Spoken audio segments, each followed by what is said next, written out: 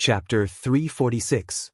In a flash, Qin Wanru only felt that the white shadow in front of her was a little familiar.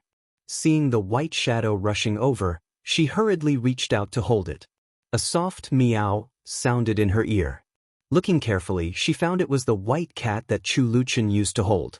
At this time, it nestled in Qin Wanru's arms. It was also docile and gently meowed twice. The two girls on the ground were dumbfounded.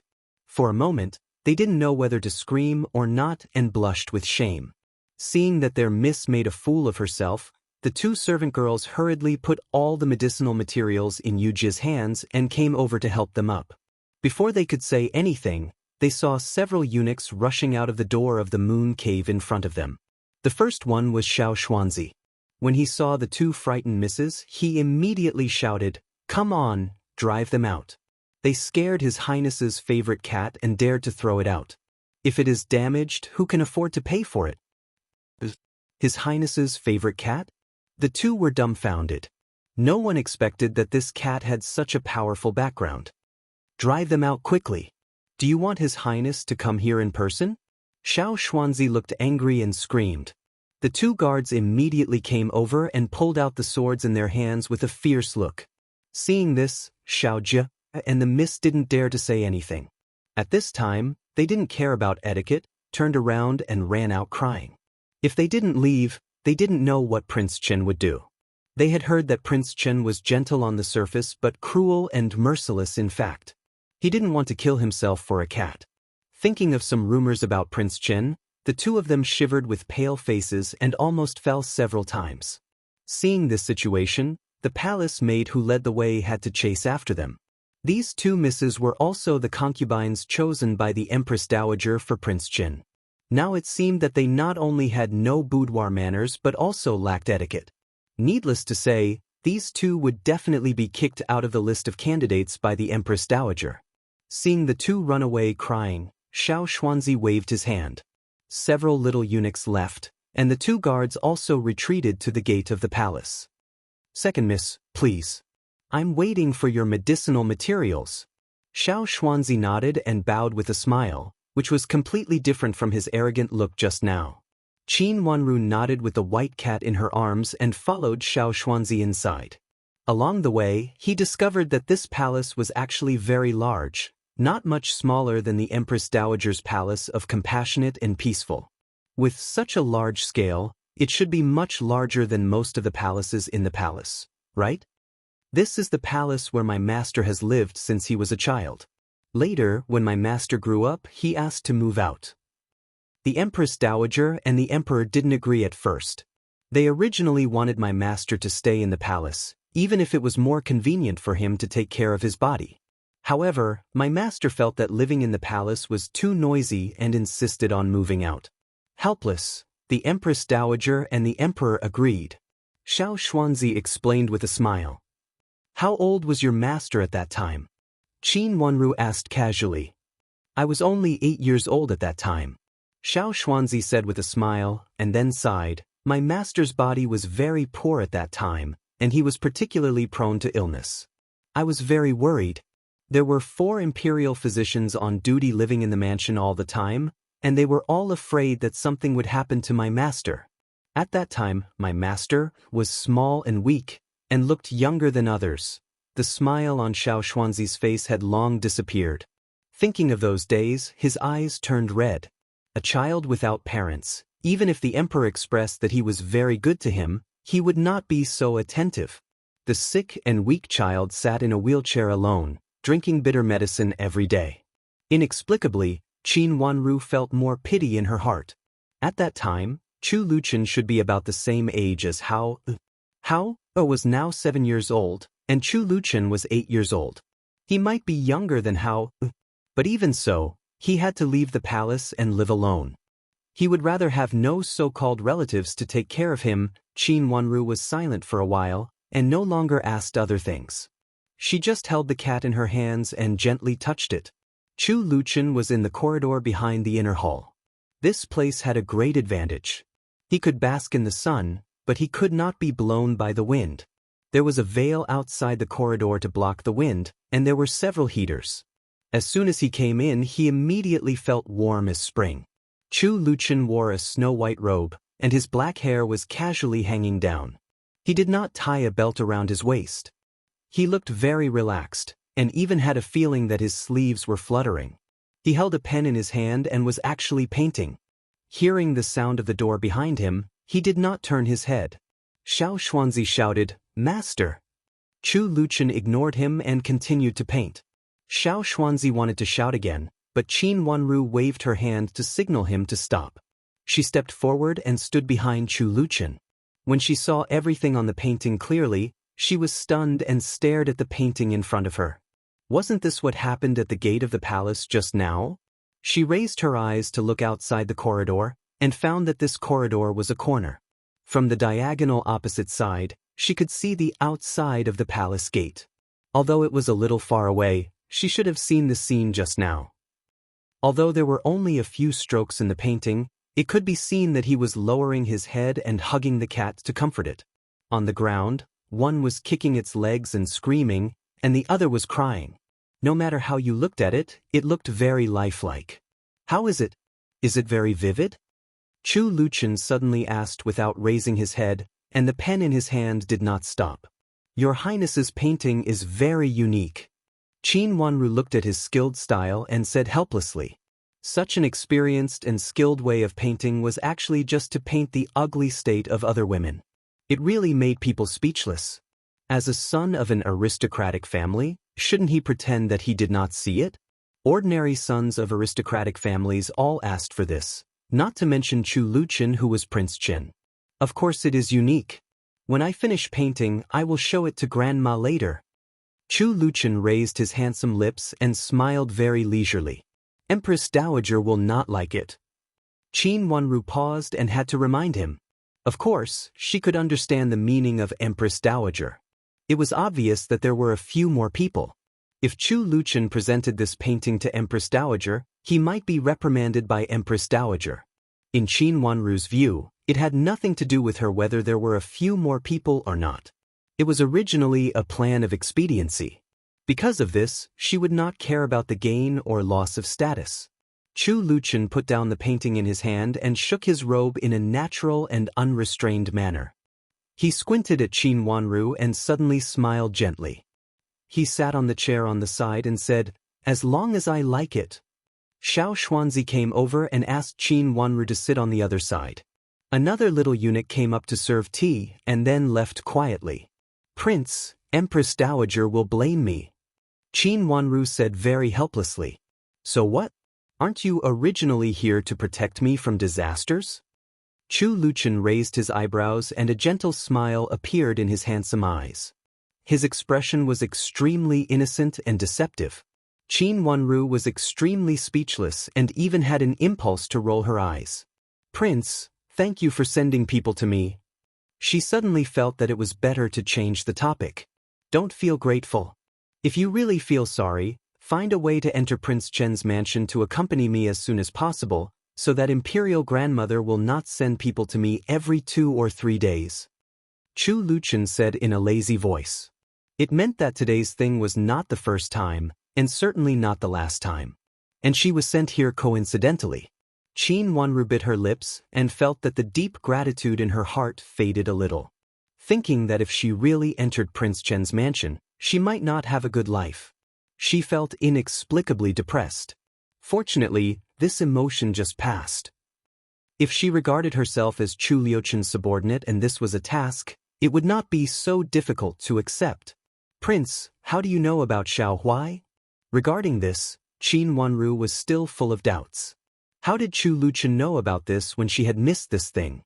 "Your Fenghua glazed lamp, I recognize it," Chu Luchen said, leaning back and reaching out to touch his chin. He looked at Qin Wanru with his handsome eyes and said meaningfully, "Qin Wanru, you owe me a big favor again." This favor was indeed a big one. It could be said that he sent the most suitable witness when Qin Wanru needed it most. Qin Wanru stood up and bowed helplessly. "Prince, thank you for your kindness. Whatever you want me to do, I will not hesitate to break into pieces." "Break into pieces? There is no need. I need someone who can make Imperial Grandmother less annoyed." You can come to see me when you are free. I will live in the palace to recuperate during this time. Chu Luchen said leisurely. How can I enter the palace? Qin Wanru looked surprised. This was the palace. Even ordinary aristocratic families could not enter casually. Here is an waste token. You can take it. When you enter the palace, you can visit Imperial Grandmother first and then come to see me. Imperial Grandmother will not say anything. Chu Luchen reached out to take a token from the desk and handed it to Qin Wanru. This is not very good, right? Qin Wanru did not dare to reach out to take it. What are you afraid of? I have sent out several tokens like this. Chu Luchen said indifferently. His eyes fell on Qin Wanru. Suddenly, he moved his head forward and almost touched Qin Wanru's face. On that handsome face, his eyes were shimmering with love. Qin Wanru was scared and hurriedly stepped back. What are you afraid of? Are you afraid that you will fall in love with me and not want to leave me in the future? Qin Wanru bit her red lips and said, Prince, you must be joking. How dare I? She had never thought that she was just a shield for Chu Luchen. She knew this very clearly. In this life, this was what she should repay to Chu Luchen. It was a return of kindness and a deal. Qin Wanru did not intend to have any personal feelings in it. What's more, she couldn't afford to have such a monstrous prince. He wasn't as harmless and gentle as the one in front of her. The image of a handsome young man who walked out of a landscape painting must be a facade. In the future, he would inherit the throne and trample all the other heirs under his feet. Qin Wanru thought it was good to be a powerful subordinate. Even if she did not get married in the future, she could have a good life with Chu Luchen as her backer. Chapter 347. What painting? Qin Wanru was stunned and asked in astonishment. Not only send a painting, but also exchange one for me. Chu Liuchen's voice became more and more lazy, but there was a hidden majesty that made people's hearts palpitate. Qin Wanru blinked her watery eyes and asked with many doubts, Prince, who do you want to exchange with? Chu Luwe. Chu Luchen said casually, and then his slender fingers gently flicked on the table. Xiao Xuanzi immediately understood and went into the room to take out a circle of paintings and put them in front of Chu Luchen. Chu Luchen pushed the painting in front of Qin Wanru, looked at her with a faint smile and said, What do you think? Prince, what do you want to exchange with Prince Yu? Qin Wanru knew that she couldn't refuse, so she asked helplessly.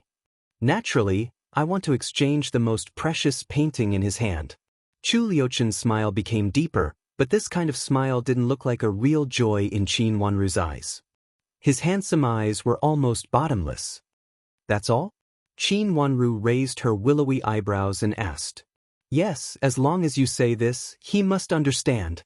Chu Luchen didn't mean to explain for her at all, but slightly narrowed his eyes, and his long eyelashes cast uneven shadows on his handsome eyes, which made his face look paler.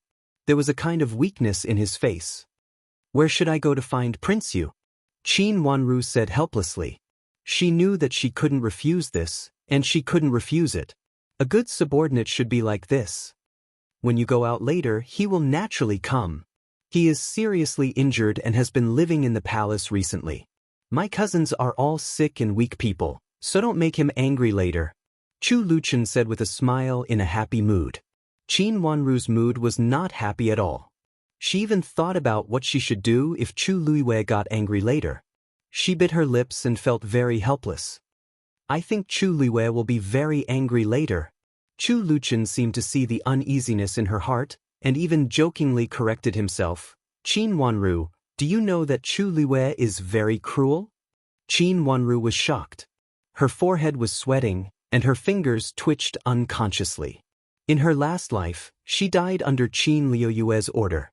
When she was cut in half at the waist, but she did not die completely, the whole world seemed to be dyed red by blood, and she could almost see her twisted figure. The sharp and bloody pain seemed to be right beside her. She restrained herself from screaming with her greatest willpower. The cat in her arms suddenly made an extremely painful meow sound and stretched out its long and sharp claws to grab Qin Wanru's hand. Chu Liuchen's face darkened. He stretched out his hand and slapped hard on the cat's paw.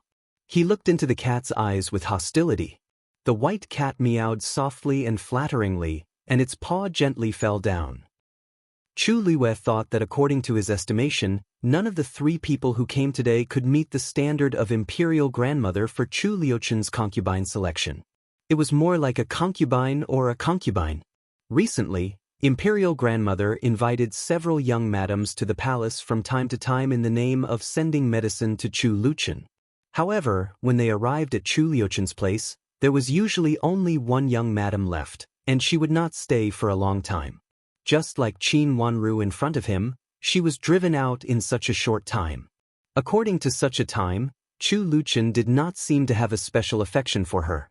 How to explain what happened at the palace gate? Could it be that Chu Liuchen really directed and acted himself and deliberately made such a thing? Was he not afraid of really getting himself into trouble? Chu Liwei felt that this statement was not credible. It was really that Chu Liuchen could not protect himself. Not to mention saving people, even if he walked by himself, he could not guarantee when he would get sick again. If these two were not possible, it must be designed by someone else. Chu Liuchen really did it just because he knew Qin Wanru. His eyes fell on Qin Wanru's delicate face, and he seemed to be thinking about something. Chu Liwei was not Chu Liuchen, who had been educated palace maids for a long time. He also had some unknown concubines in his mansion. After his legal wife married into his mansion, if there was anyone he liked, he would directly promote them. Because of his outstanding appearance and the prince who was most likely to inherit the throne in the future, he dared not to attract charming and shy eyes wherever he went. Even many young madams deliberately appeared on his way in order to meet him. He had seen all kinds of women, but it was the first time that he saw such calm and indifferent eyes like Qin Wanru's.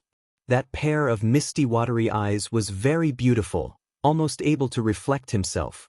But even so, there was only a faint coldness in them. Yes, a coldness. Even though the two of them were not far away, they seemed to be separated by thousands of mountains and tens of thousands of rivers, or in other words, separated by thousands of layers of fog. There was no flattery or shyness. There was a natural blush on her pink little face, but it was not the kind of blush that a young girl blushed when she saw a man she liked for the first time. The eyes of her beautiful eyes were almost calm. Such a woman was so young. Even when they met for the first time, she was so young that Chu Liwei could almost ignore her gender. She was just a child. But now, he had to admit that she was a beautiful young madam, extremely weak and indifferent. Moreover, she did not have any wishful thinking about him and looked unapproachable.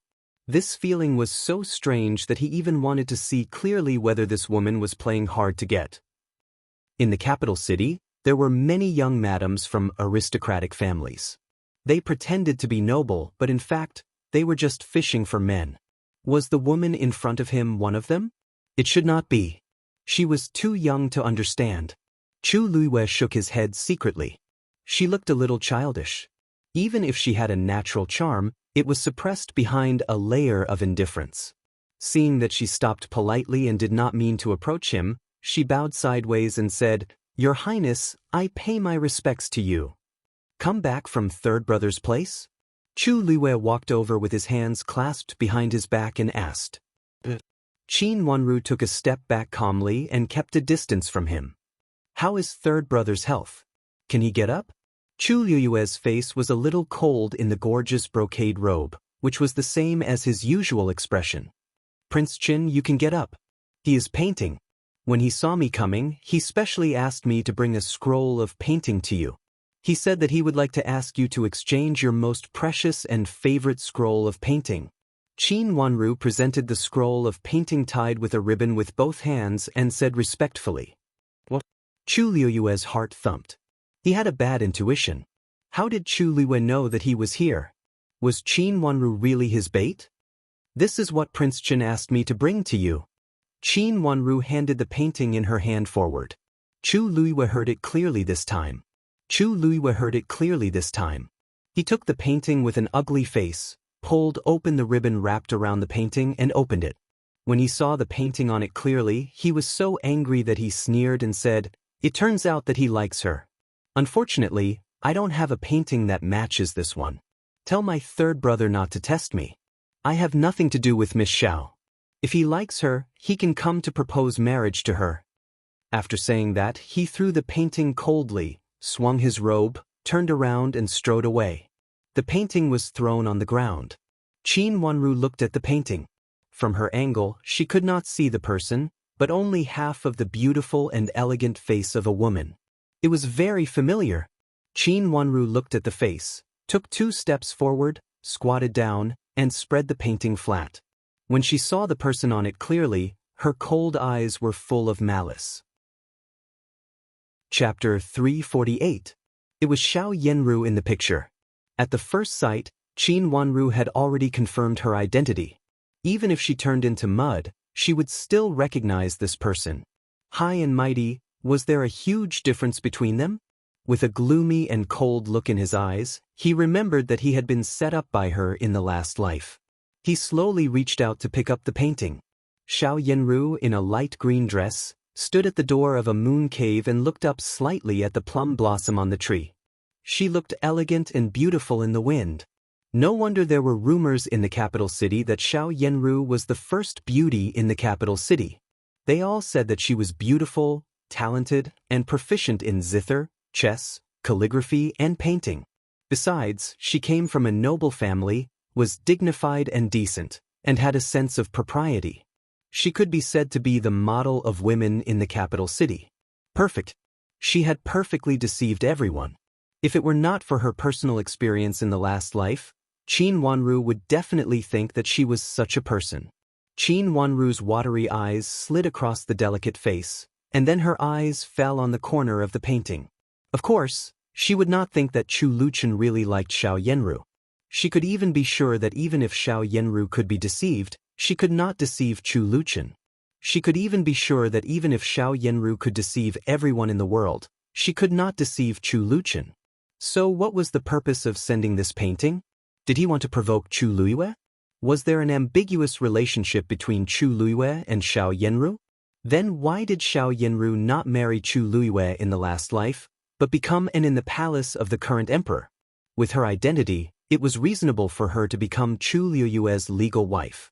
There should be some inside story, and this inside story made Xiao Yenru and Chu Luiyue not appear to be together on the surface.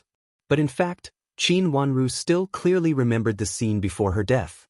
There must be something between them. There was a vigorous signature in the corner of the painting. Seeing this signature, Qin Wanru felt like being struck by lightning. She put the painting in front of her eyes and looked at it carefully. When she saw it clearly, she burst into tears.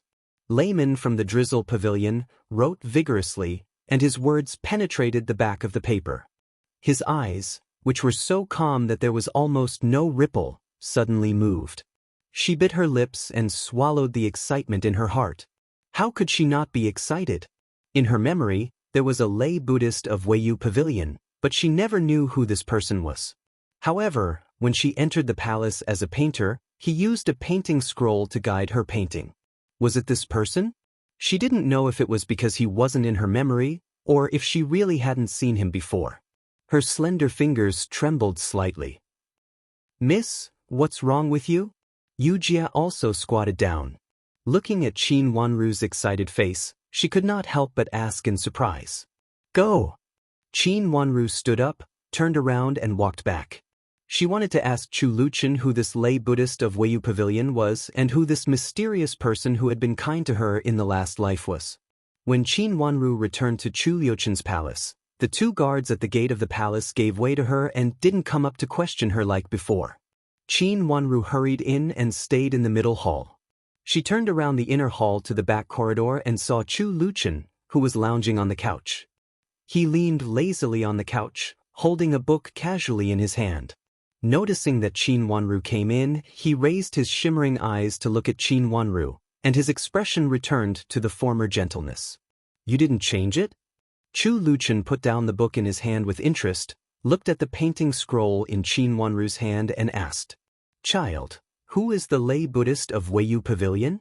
Qin Wanru walked a little hurriedly and gasped twice. "He is just an ordinary painter." "Why, do you also want him to paint for you?" Chu Luchen said casually. "Where is he?" Qin Wanru asked eagerly. "He left.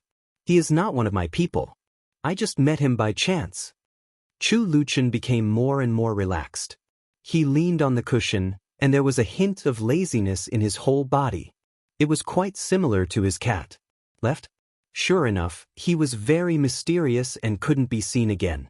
Qin Wanru gently bit her lips and suppressed the rolling thoughts in her heart. She handed over the painting scroll in her hand and said, "Child, Prince Yu doesn't want to change it. He said that you don't need to test him. If you like, you can propose marriage by yourself." Propose marriage? Chu Luchun laughed as if he had heard something very funny. "Prince, you don't want to?" Qin Wanru asked. "Do you want me to marry this first Miss Xiao?" Chu Luchun narrowed his eyes and stopped smiling. If others asked this, Qin Wanru would think that he had some ideas about her. But if Chu Luchun asked, Qin Wanru didn't doubt it at all. Chu Luchun should know the resentment between her and Duke Xing's mansion. If she confronted Madame of Duke Xing, she would confront this famous first Miss Xiao. In this case, Qin Wanru certainly didn't want Chu Luchun to marry Xiao Yenru. "I don't want to." Qin Wanru said this without any hesitation or shyness. She sat down on a chair on one side and looked at Chu Luchun with her watery eyes. "Child, you should know that I don't like Xiao Yenru." "I know, but so what? Xiao Yenru's identity is really extraordinary. She is the eldest daughter of Duke Xing's lineal descent." Chu Luchun reached out his fingers to knock on the table and said meaningfully, "Such an identity was enough for several princes to fight for." With such a powerful support, it was very beneficial for the princes who wanted to fight for the throne. "Child, do you need the background of Duke Xing's mansion?" Qin Wanru asked calmly. Her words were very calm, and they were also very sharp. "Yes." Chu Luchun smiled and his eyes were shining. It could be seen that he was in a very good mood. "If you need it, I will give you the background of Duke Xing's mansion." Qin Wanru said decisively and clenched her hands hard to maintain her calmness on the surface. She said this without any hesitation, and there was no hesitation. She couldn't let Xiao Yenru marry Chu Luchun. Otherwise, not only her, but also the people she wanted to protect would die without a burial place. Chu Luchun looked at her and suddenly smiled meaningfully. He reached out and waved to her. Qin Wanru stood up and walked slowly to Chu Luchun's bed. The white cat was lying lazily in front of the bed and snoring. Hearing a sound, it slightly opened its blue eyes and looked at Qin Wanru. It consciously got up, arched its body and jumped into Qin Wanru's arms. It fell into Qin Wanru's arms, bent its tail, and continued to sleep, as if it was sleeping on Chu Luchun's bed. "How about taking care of it for me for a few days?" Chu Luchun raised his lips and looked at the couple with great satisfaction. "I don't know how to take care of it." Qin Wanru raised her hand. The cat was fat and quite heavy. When it jumped over just now, her hand became soft and she almost dropped the cat. But even so, the cat was still sleeping lazily and didn't feel that it was almost dropped. "You must take care of it for me. If you can't..." Chu Luchun narrowed his eyes threateningly.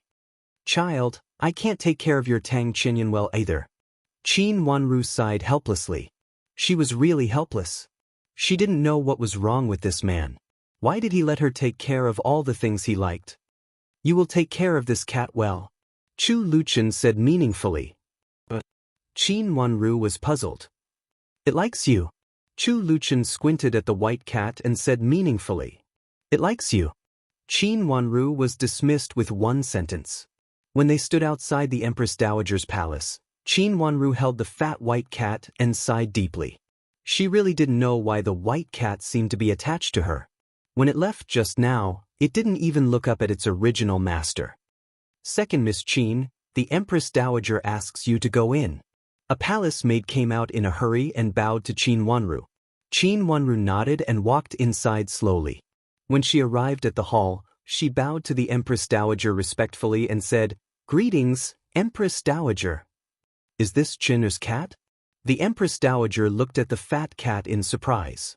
"Yes, Empress Dowager. Prince Qin asks me to go back and take care of the cat."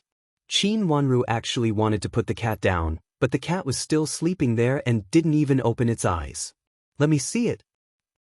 The Empress Dowager waved to Qin Wanru and said. Qin Wanru got up and walked to the Empress Dowager. The Empress Dowager reached out to pick up the cat from Qin Wanru's arms. Meow. The fat cat woke up and glanced at the Empress Dowager lazily without any sign of affection. It turned sideways and arched into Qin Wanru's arms, as if it didn't want to be intimate with the Empress Dowager. When the Empress Dowager saw the cat's human-like appearance, she also laughed. She waved her hand to let Qin Wanru sit down beside her and pointed at the cat. I don't know where this little guy got his temper. In the past, he was only close to Qin. Now he is even close to you. It seems that it is really fate. If the Empress Dowager was most dissatisfied with Qin Wanru before, it must be the thing that Xiao Jie came to the palace today. However, the Empress Dowager also found out that it was the fault of the first miss of Qin's mansion. She just scolded Xiao Jie for it, which scared Xiao Jie so much that she knelt down and begged for mercy, saying that she just heard it from others. The Empress Dowager asked someone to send her back directly. As for the other one, she stayed a little bit. After asking a few words, she knew that her grandson didn't like her, so she sent her away. Empress Dowager, I don't know how to raise a cat. Qin Wanru said helplessly. In fact, she had no clue until now. It's okay. This fat cat is very easy to raise, but it has a bad temper. When it is angry, it will scratch people. You should be careful. The Empress Dowager smiled gently. I may not be able to raise it well. Qin Wanru was very hesitant. It doesn't matter. If you can't raise it well, you can give it back to Qin. Does Qin have a plate for you? The Empress Dowager smiled slightly. There is a plate. Qin Wanru took out the plate from her arms and handed it up respectfully. The Empress Dowager glanced at it and knew it was that plate.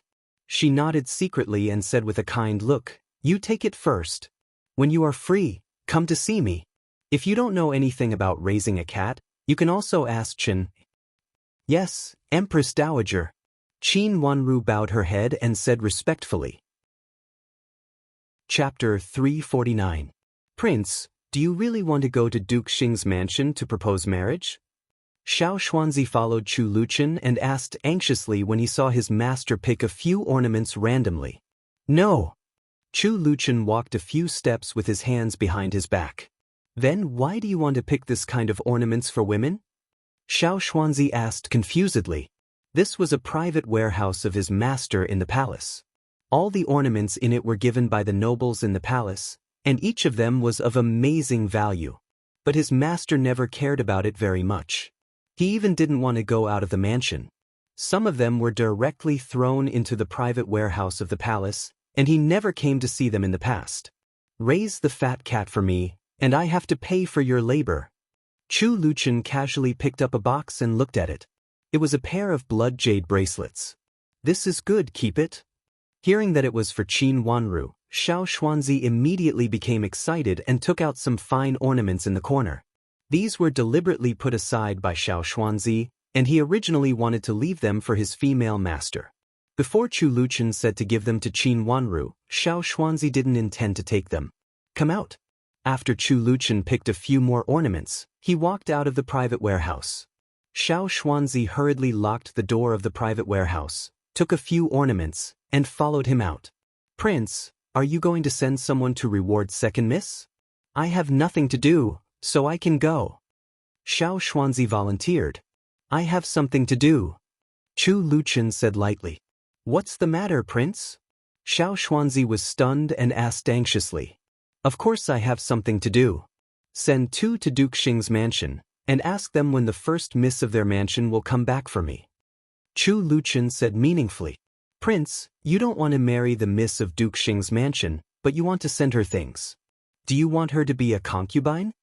Xiao Xuanzi didn't understand what he meant. I don't want her to marry into the mansion. Chu Luchen said lightly, and his handsome lips curled up. He felt it was very interesting. The more Chu Luiwei wanted to hide it, the more he wanted to reveal it. Yes, then I will go to Duke Xing's mansion. Who will send the gifts to second miss?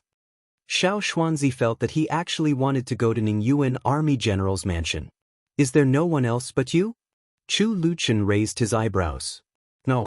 I'm just afraid that you can't find the right person.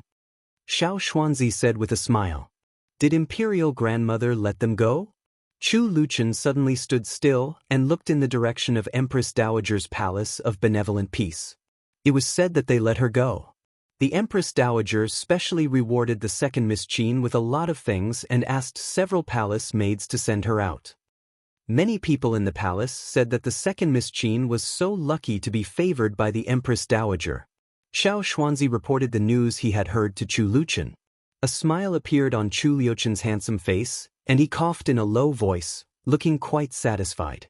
It was indeed more appropriate for Imperial grandmother to value him than him. Master, take a rest first. You have to take medicine later. Xiao Xuanzi hurriedly stepped forward and reached out to help him. Medicine? Chu Luchun stood still, calmed down and asked. Yes, it's a new medicine. Master, Dr. Qi said that if you treat me well, you will get better. But if you continue to be like this? Xiao Xuanzi wanted to persuade him, but he was afraid of saying something taboo. For a moment he couldn't control his tone, and he was so anxious that his forehead was full of sweat. Others didn't know his master, but how could he not know that his master had a heart disease, and in fact his heart disease was the heaviest. Dr. Qi said that if even his master didn't want to live, then even if the almighty immortal came to the world, he couldn't save his master. The only person who could save his master was himself. This was also one of the main reasons why Xiao Xuanzi especially liked Qin Wanru. He felt that when his master got along with second Miss Qin, he was most like a living person. All his emotions were at will. He didn't show an expression of need at different times and when he saw different people. He didn't show an expression of need as if his heart was dead. He didn't show the light and dead silence as if his heart was dead. Even the medicine was casually taken. If he wanted to take it, he would take it. If he didn't want to take it, he would refuse to take it.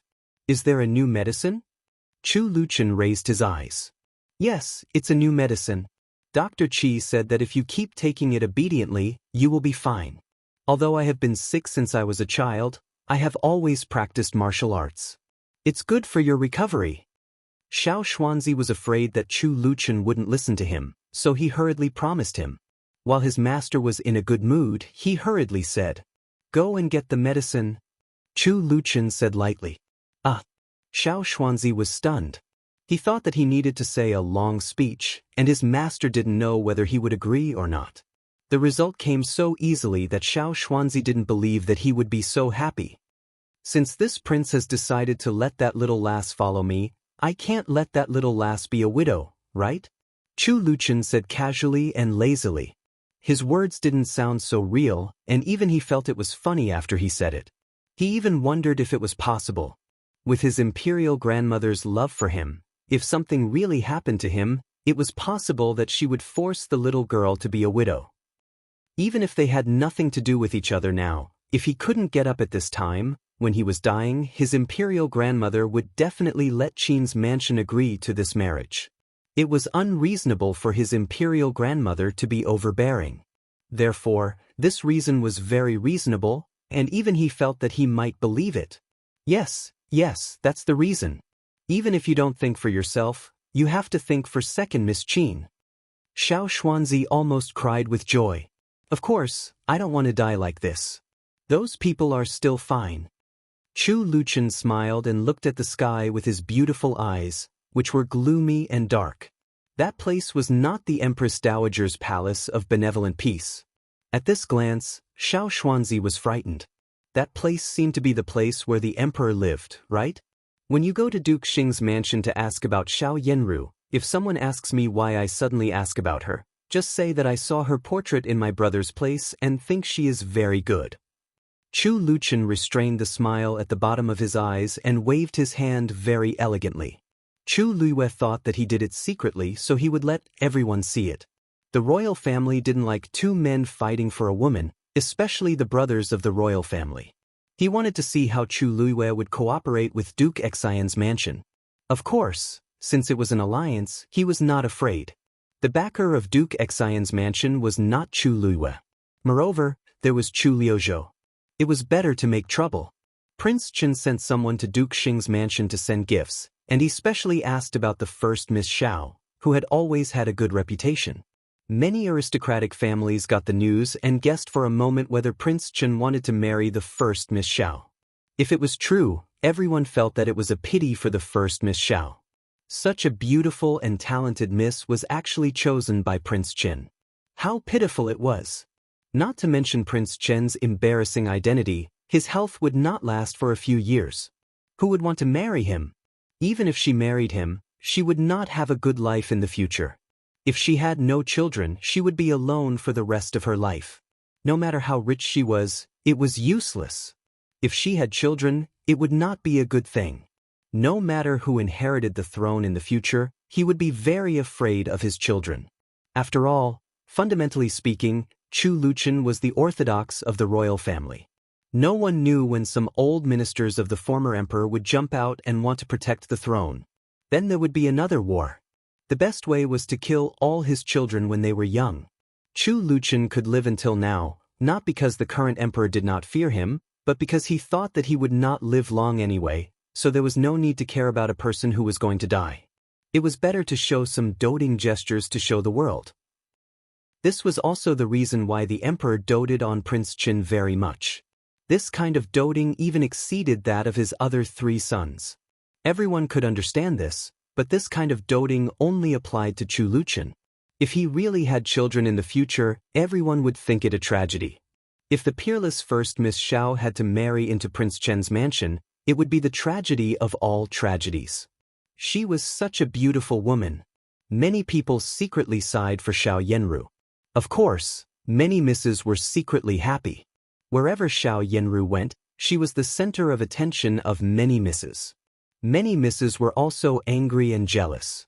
Now hearing that Xiao Yanru might be in big trouble, how could they not be happy and secretly feel complacent? Then another piece of news came out, which made everyone think highly of the first Miss Xiao. It was said that the reason why Prince Chen, who rarely appeared in front of people, specially came to Duke Xing's mansion was that he saw the painting of the first Miss Xiao in Prince Yu's mansion. Did it mean that there was an ambiguous relationship between Prince Yu and the first Miss Xiao?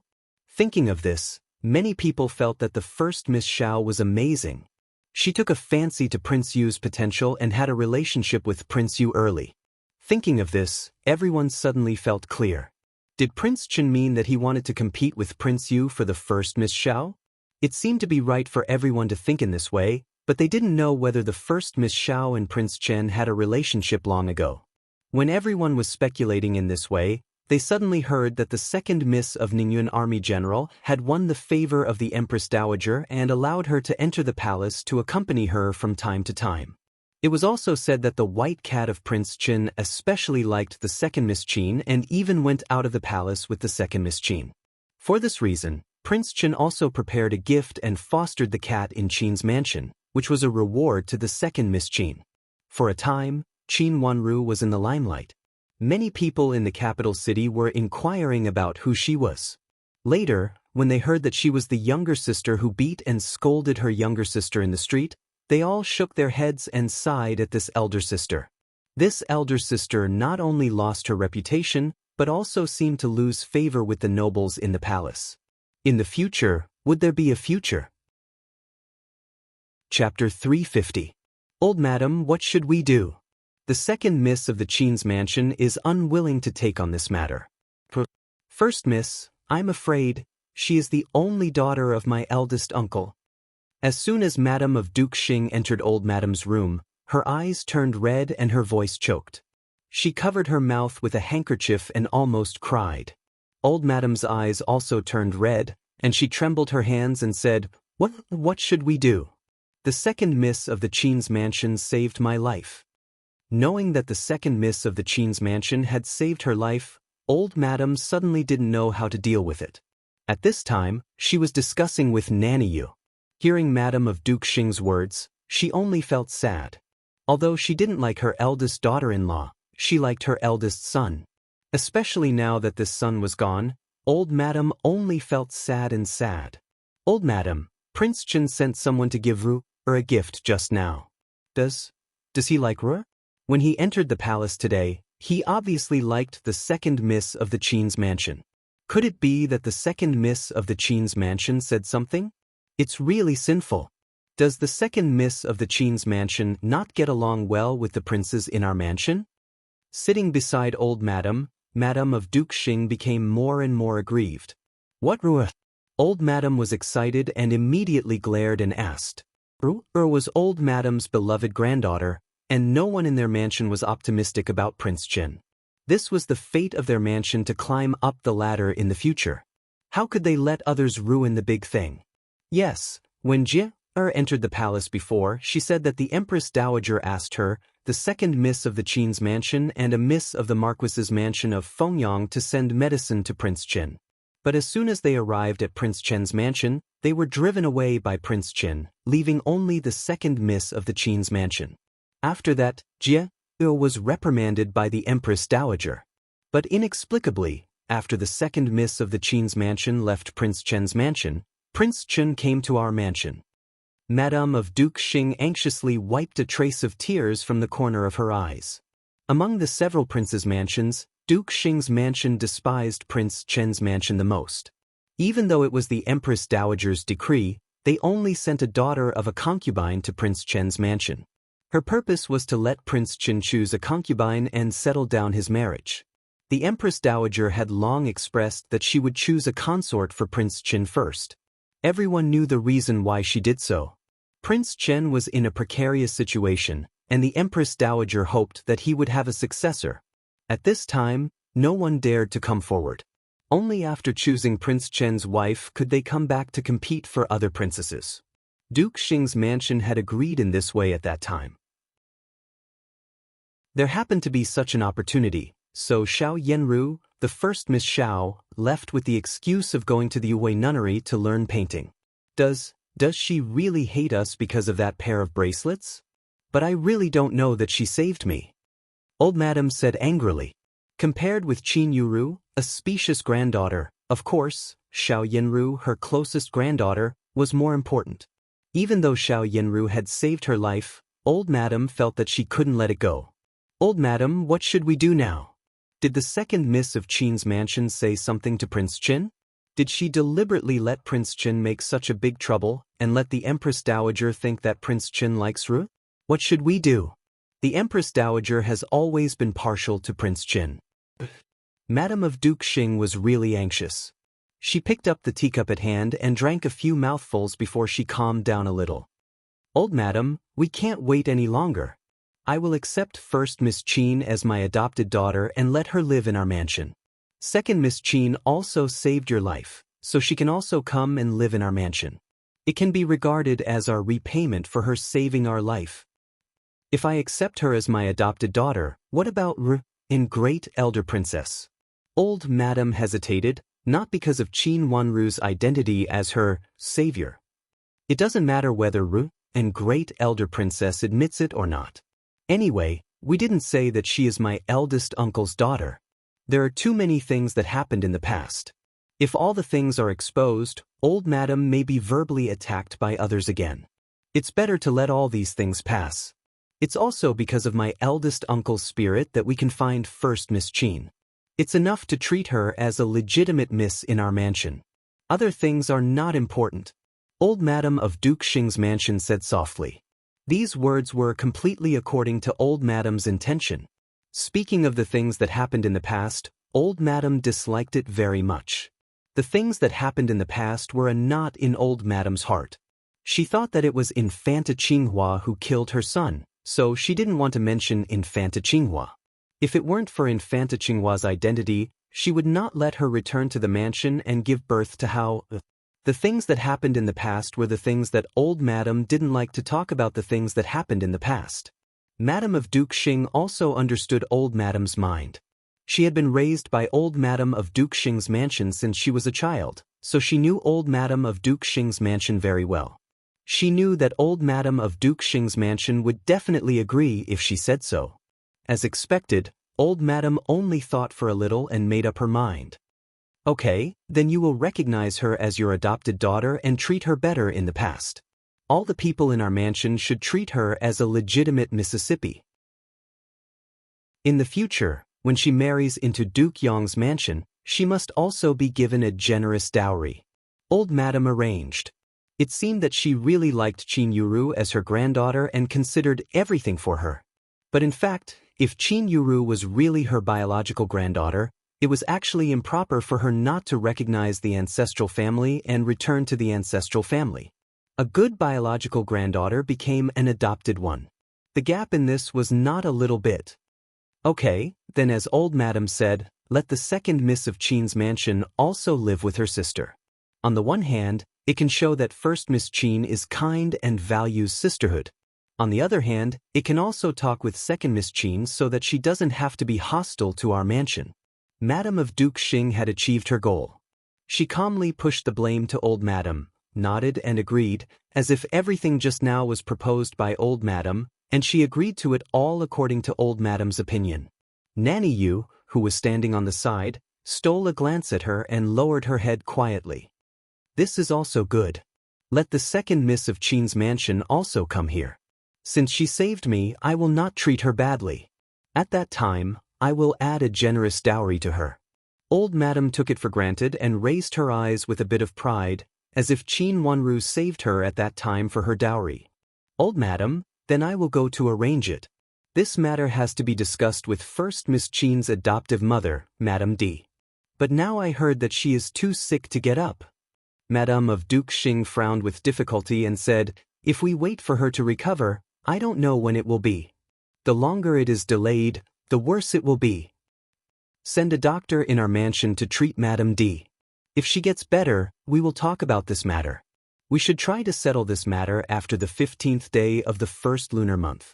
As for sending gifts in the future, don't forget to send one to second miss of their mansion, so that people will know that our Duke Xing's mansion is not ungrateful. Old madam looked at Madam of Duke Xing with approval and said, it was definitely impossible before the spring festival. Tomorrow was the eve of the spring festival. Next, if there was anything, it had to be discussed before the 15th day of the first lunar month. Yes, old madam, then I will go to arrange it now and try to settle this matter as early as possible. After getting the order from old madam, Madam of Duke Xing stood up and turned to go out. Old madam's voice came from behind, has the Buddha statue sent last time arrived? Madam of Duke Xing stopped and said with a smile, old madam, don't worry. It will be sent soon. The small Buddha hall has also been arranged. When the Buddha statue arrives in the mansion, old madam can directly worship Buddha in the small Buddha hall and don't need to go out. You are old, so it is more appropriate for you to stay in the mansion. Old madam was very satisfied with her words. She turned the Buddha beads in her hand, closed her eyes, and said with a solemn face, you can go. I will read a scripture later to pray for your eldest uncle.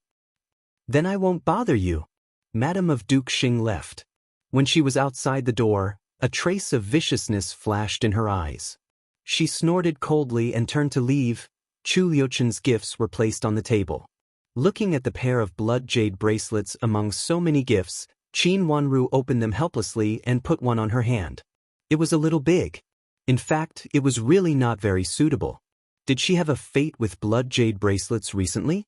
It seemed that blood jade bracelets were sent everywhere. Needless to say, Chu Liuchen must have known about the blood jade bracelets. Xiao Xuanzi, did Prince say anything? Qin Wanru asked. My master said that the blood jade bracelets are very beautiful and asked Miss to wear them more often. Xiao Xuanzi said with a smile in a very good mood. He just came from Duke Xing's mansion with gifts, but he didn't stay in Duke Xing's mansion for a long time. After putting down the gifts, he asked a few more things about first Miss Xiao and even mentioned Prince Yu, and then he left. Moreover, he asked this question standing at the door in front of a group of servants at the door and people watching outside. After seeing Duke Xing, he put down the gifts and left in a hurry. What if I fall? Qin Wanru moved her wrist.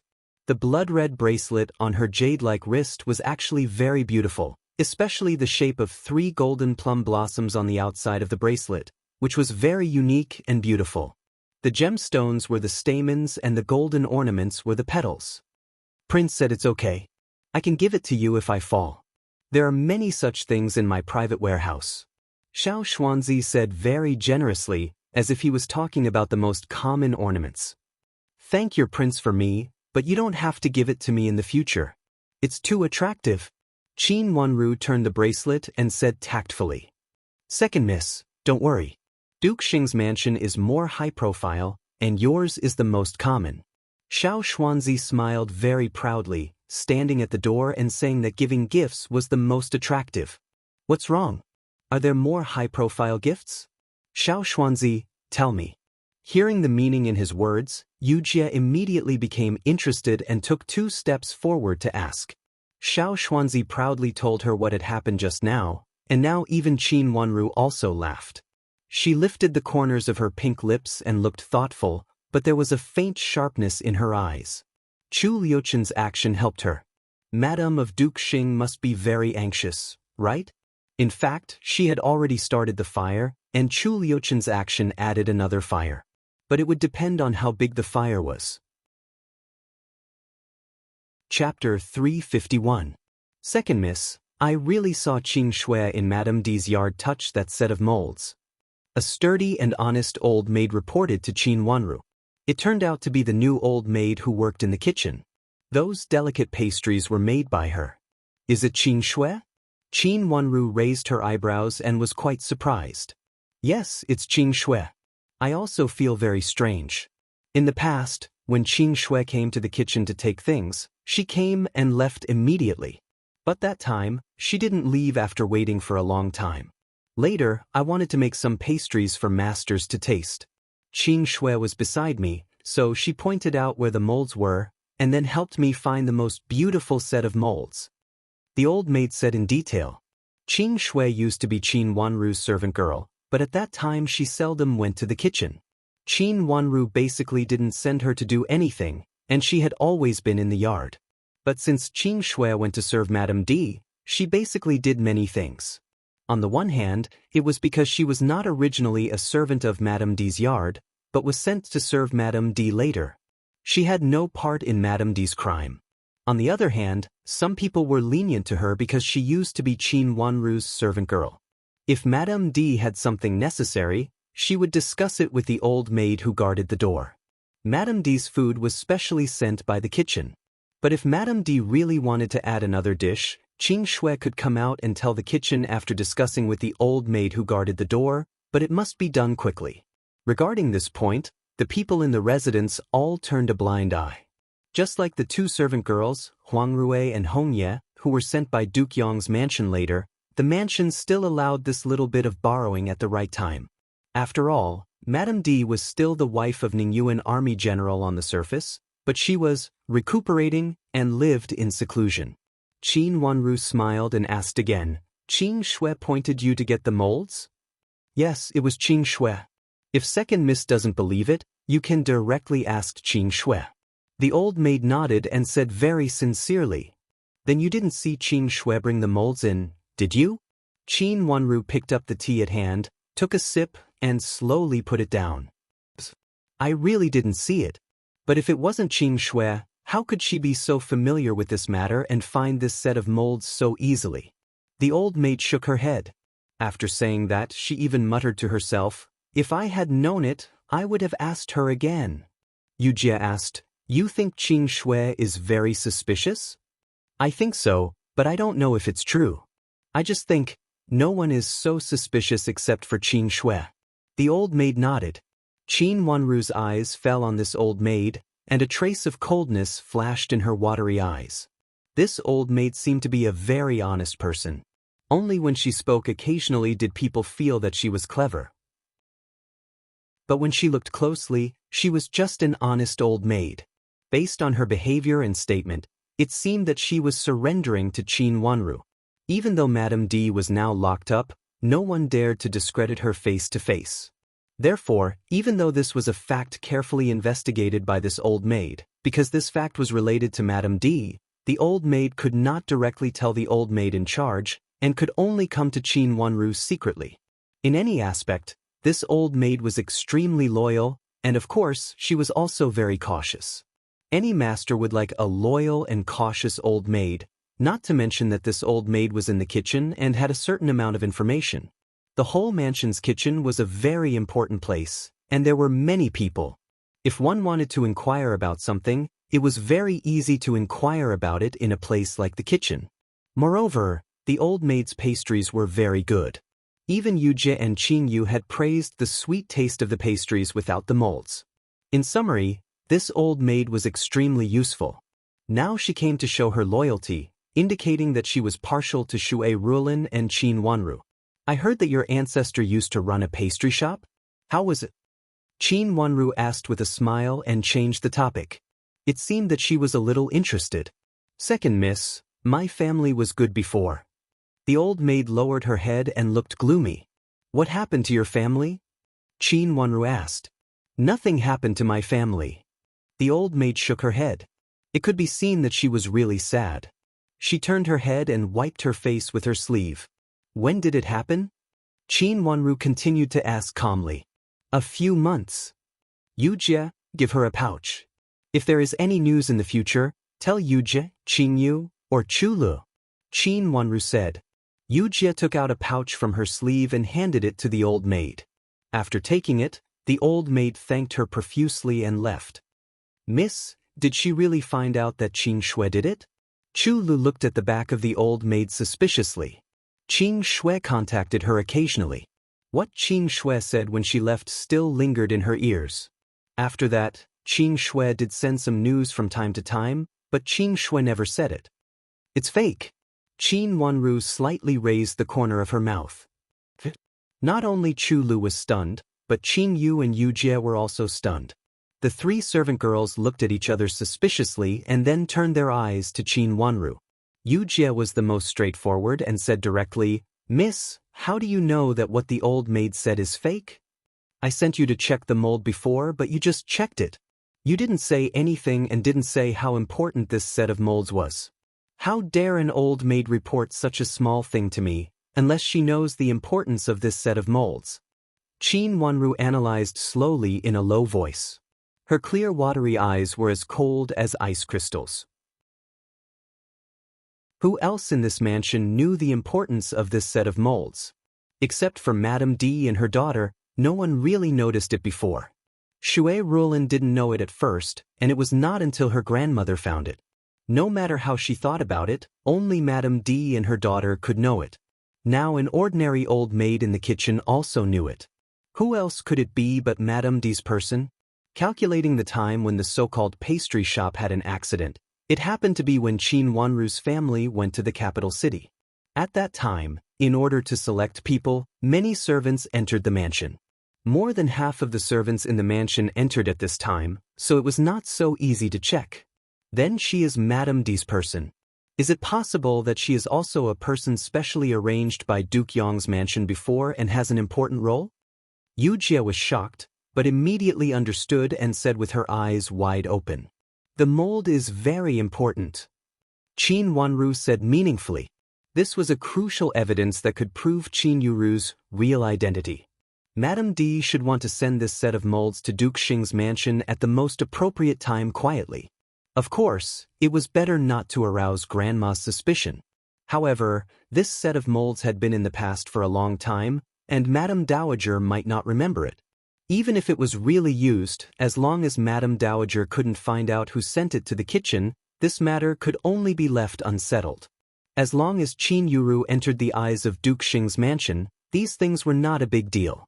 Since the old maid is Madame D's person, why did she say that Madame D sent someone to put the molds in the kitchen? Chu Lu still didn't understand. This matter seemed to be quite contradictory. It was done by one of their own people, and one of their own people took the initiative to provide evidence. No matter how she looked at it, it was unreasonable. Don't you think it is very unreasonable? Qin Wanru smiled.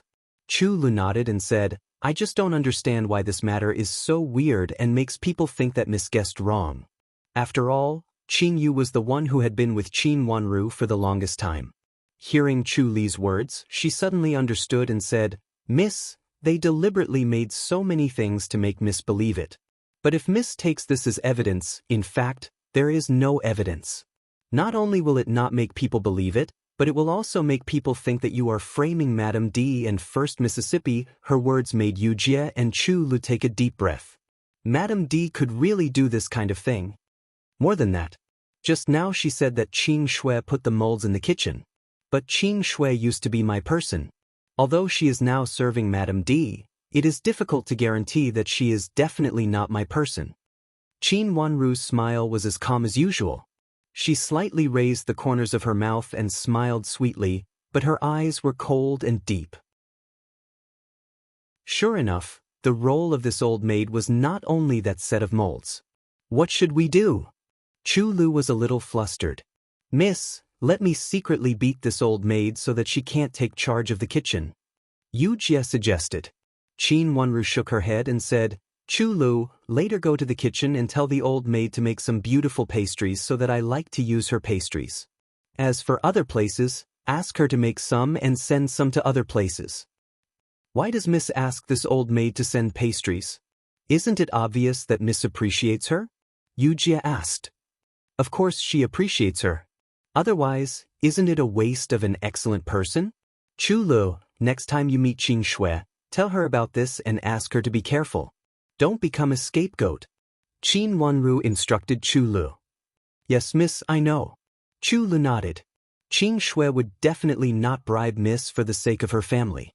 Chu Lu was very clear about this. Spread the news that I have been rewarded by the Empress Dowager and Prince Chen. Let everyone in the mansion know about this. Then ask Nanny Yu to give purses to the people in my yard. It is a blessing. Qin Wanru's hand gently stroked the white fat cat in her hand. This cat was very fat. It was tiring to hold it for a long time. However, it recognized people and did not allow the servant girls to get close to it. Qin Wanru had no choice but to hold it for a while. Yes, miss, I will do it in a moment. Qin Shui nodded. She usually helped Nanny Yu to deal with this kind of thing. Yu Jie, if the heir of Duke Yong comes, keep an eye on him. I heard that the heir of Duke Yong got drunk that day and took a servant girl from Duke Xing's mansion. Qin Wanru stroked the cat's head again and smiled slightly. Qin Yuru was not a person who could tolerate others. Miss, the heir of Duke Yong has already come to the mansion. He came here before. Qin Yu's eyes lit up and said hurriedly. She had seen him before. He is still here? Qin Wanru raised her eyebrows. She was not surprised. After such a thing happened yesterday, Duke Yong's mansion had to come and ask if Qin Yuru had been discovered. Yes, he hasn't left. I heard that he went to First Mrs. Yard. Later, he left in a huff and went to the yard arranged for him by the mansion. He hasn't left yet. Qin Yu nodded and said. Chapter 352. Mother, it's impossible. This should be a misunderstanding. Maybe the servants made a mistake and sent this set of molds directly to the kitchen. Qin Huaiyong frowned and said, there was no one else in the room except for the mother and the son. Even Nanny Duan tactfully went out. Now she stood at the door, faintly hearing the conversation in the room. She frowned when she heard it occasionally. This matter was really difficult to deal with. Without real evidence, this matter was a mess. How could it be so simple to clear it up? Zhuozhua's biological father also asked you to find her mother and other family members. A person like him should be born in a very unusual family. Maybe he is from the capital city. Why don't you tell the truth about Zhuozhua's identity and find out if there is anyone in the capital city who matches her biological father's situation? Madame Dowager sighed deeply and said, Mother, didn't you say at that time that you would treat Wanru as your biological daughter? Madame D did a bad job before, and now I don't allow her to intervene in Wanru's affairs. Rulin is in charge of Wanru, and I also hired etiquette instructors from the palace to teach her. Wanru is very good now. Do you want her to know that her biological father and mother have passed away?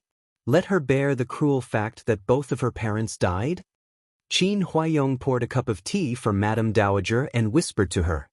His words made Madame Dowager silent for a while, and then she said, but now there may be real news about Zhuozhua's parents. We can't stop her family from reuniting, can we? Mother, I didn't say that we can't let Wanru find her family. But before we find her family, we still can't tell the truth, lest she knows it and can do nothing. She will be sad for nothing. Moreover, if that family really cares about Wanru, why haven't we heard from them for so many years? They didn't even ask about Wanru's affairs. Qin Huaiyong still held an attitude of opposition and said, what he said was also very reasonable, and Madame Dowager could not help but fall silent again. "Mother, don't worry. I've been in the capital city for some time now and I've learned some things. I'll send someone to investigate Wanru's matter when I have time. But it has to be done secretly and it's inconvenient to let Wanru know first. What do you think, Mother?" Qin Huaiyong said gently when he saw Madame Dowager was silent. Her words were very reasonable. Old Grandma nodded helplessly, but she couldn't solve the doubts in her heart. Maybe Madame D really has something to do with that set of molds. "Mother, why do you suddenly think so?" Qin Huaiyong asked in surprise. "Madame D can't protect herself now. She can't go out at all. The two old maids guarding the door keep a close eye on her. Since she was locked in the yard, she has never gone out." "Mother, did you misunderstand something? Was there a misunderstanding?" The madam did not think so, but some words seemed to be stuck in her throat. Looking at her son's sincere face, her heart seemed to be heavily suppressed by something. She didn't know where to start with the thousands of words she wanted to say. "Old Madam of Duke Xing's mansion sent someone here today to suppress Zhuozhua?" After a long time, Madame Dowager only said these words. As soon as she said these words, she felt inexplicably relieved in her heart, but she also felt very gloomy and unspeakably sad. Old Madam of Duke Xing's mansion seems to really like Yuru. She believed the rumors and thought that Wanru bullied Yuru, so she came to support Yuru. Fortunately, Nanny Yu is also reasonable. She heard that it was not Wanru's fault, so she didn't force Wanru to admit her mistake. Later, she even specially said that she wanted to thank Wanru. Wanru had met Old Madam of Duke Xing's mansion before, and it was Wanru who saved Old Madam of Duke Xing's mansion. Qin Huaiyong showed a smile on his face, and he was obviously very satisfied with this matter. "Wanru saved Old Madam of Duke Xing's mansion?" Madame Dowager said in surprise. "Yes, she did. It was Nanny Yu who served Old Madam of Duke Xing's mansion who recognized her and said that she would definitely thank Wanru." "Mother, don't worry. If Old Madam of Duke Xing likes Yuru and Wanru, it will be good for them and even for our whole mansion." Qin Huaiyong looked very happy, and his voice was a little higher. Madame Dowager fell silent again. Although there was a smile on her face, the smile was very faint. Of course, she knew her son's thoughts. Qin's mansion had just moved to the capital city and did not have a deep foundation. If it could get the support of Duke Xing's mansion, it would be a great thing. Why did Old Madam of Duke Xing's mansion suddenly like Yuru? Does Duke Xing's mansion have anything to do with Zhuozhua's background? Madame Dowager said this with some hesitation. "Mother, how is this possible? What kind of mansion is Duke Xing's mansion? If the child of their mansion disappeared, how could there be no news for so many years? Moreover, I have been in the capital city for a period of time, but I have not heard that Duke Xing's mansion lost a child." Qin Huaiyong said. His words were extremely decisive and without any hesitation. Madame Dowager felt that her previous doubts had been shaken. Could it be that she had really thought wrong? "Mother, if you think that I may not know the inside story, when Madame of Duke Xing comes next time, you can think of a way to ask her. If you really get something out of her, we will deal with it. What do you think?" Qin Huaiyong said considerately to Madame Dowager. Hearing his words, Madame Dowager nodded repeatedly. She also felt that she had made a fuss before and connected many things. The more she thought about it, the more suspicious she felt. Maybe it was really just a coincidence and a misunderstanding. Thinking of this, she was slightly relieved and immediately nodded in agreement. After that, the mother and son talked about some intimate things. Qin Huaiyong stood up and said goodbye. In the past, he would go to see Shui Rulin at this time. The affairs of the mansion have been properly prepared for the spring festival. Tell Rulin not to worry anymore and just to take good care of the fetus. The two concubines are more capable and can also do their jobs well. The most important thing is the child in the belly. Madame Dowager said worriedly. Qin Huaiyong promised them one by one with a smile without any impatience, which made Madame Dowager more satisfied. After Qin Huaiyong left, Madame Dowager rested in the room alone in silence. Nanny Duan walked in quietly. "Maybe I thought wrong." Madame Dowager sighed in a low voice. Nanny Duan poured another cup of tea for Madame Dowager and changed the tea that she had drunk before. She softly comforted Madame Dowager, who looked uneasy, and said, "Madame Dowager, this matter is not urgent. Whether Madame D and First Miss have the intention or not, the General has promised to investigate secretly. If not, let it go. If not, we have to think about it in the long run." Her words reminded Madame Dowager that if it was true, Madame of Duke Xing's attitude toward Zhuozhuo was not good. It was probably not a good thing. She immediately nodded and said, "Don't tell Zhuozhuo about it for the time being. Let's talk about it after Yong has investigated it clearly." Madame Dowager originally wanted to tell Qin Wanru the truth of that year, but after Qin Huayong's words just now, she also felt that it was reasonable. "We can only do this for the time being." Hearing Nanny Duan's advice, Madame Dowager also nodded and temporarily put aside this matter that made her feel urgent. "How is Rulin?" "Madame Dowager, don't worry. I have asked her before. Madame Shui thinks that she is fine and has nothing serious. She told you not to worry," Nanny Duan said with a smile. "This child has a big heart too. Such a big thing happened yesterday, but she didn't ask someone to tell me." Madame Dowager sighed and said helplessly, "Madame Dowager, don't worry. Take good care of yourself first. When Madame Shui gives birth to a child, you can hold a grandson," Nanny Duan said. Her words made Madame Dowager happy and laughed. But then she frowned again and couldn't hide the worry between her eyebrows. "I always hope that they are not too open-minded. Our Qin's mansion is too small and can't afford to suffer." Nanny Duan did not answer. She held Madame Dowager's arm and couldn't hide the worry in her eyes. When Huang Rui went out, she found an excuse to peep at First Mississippi. This excuse could be used at any time in front of Madame D. Just now, she heard the conversation between the two old maids guarding the door and a servant girl.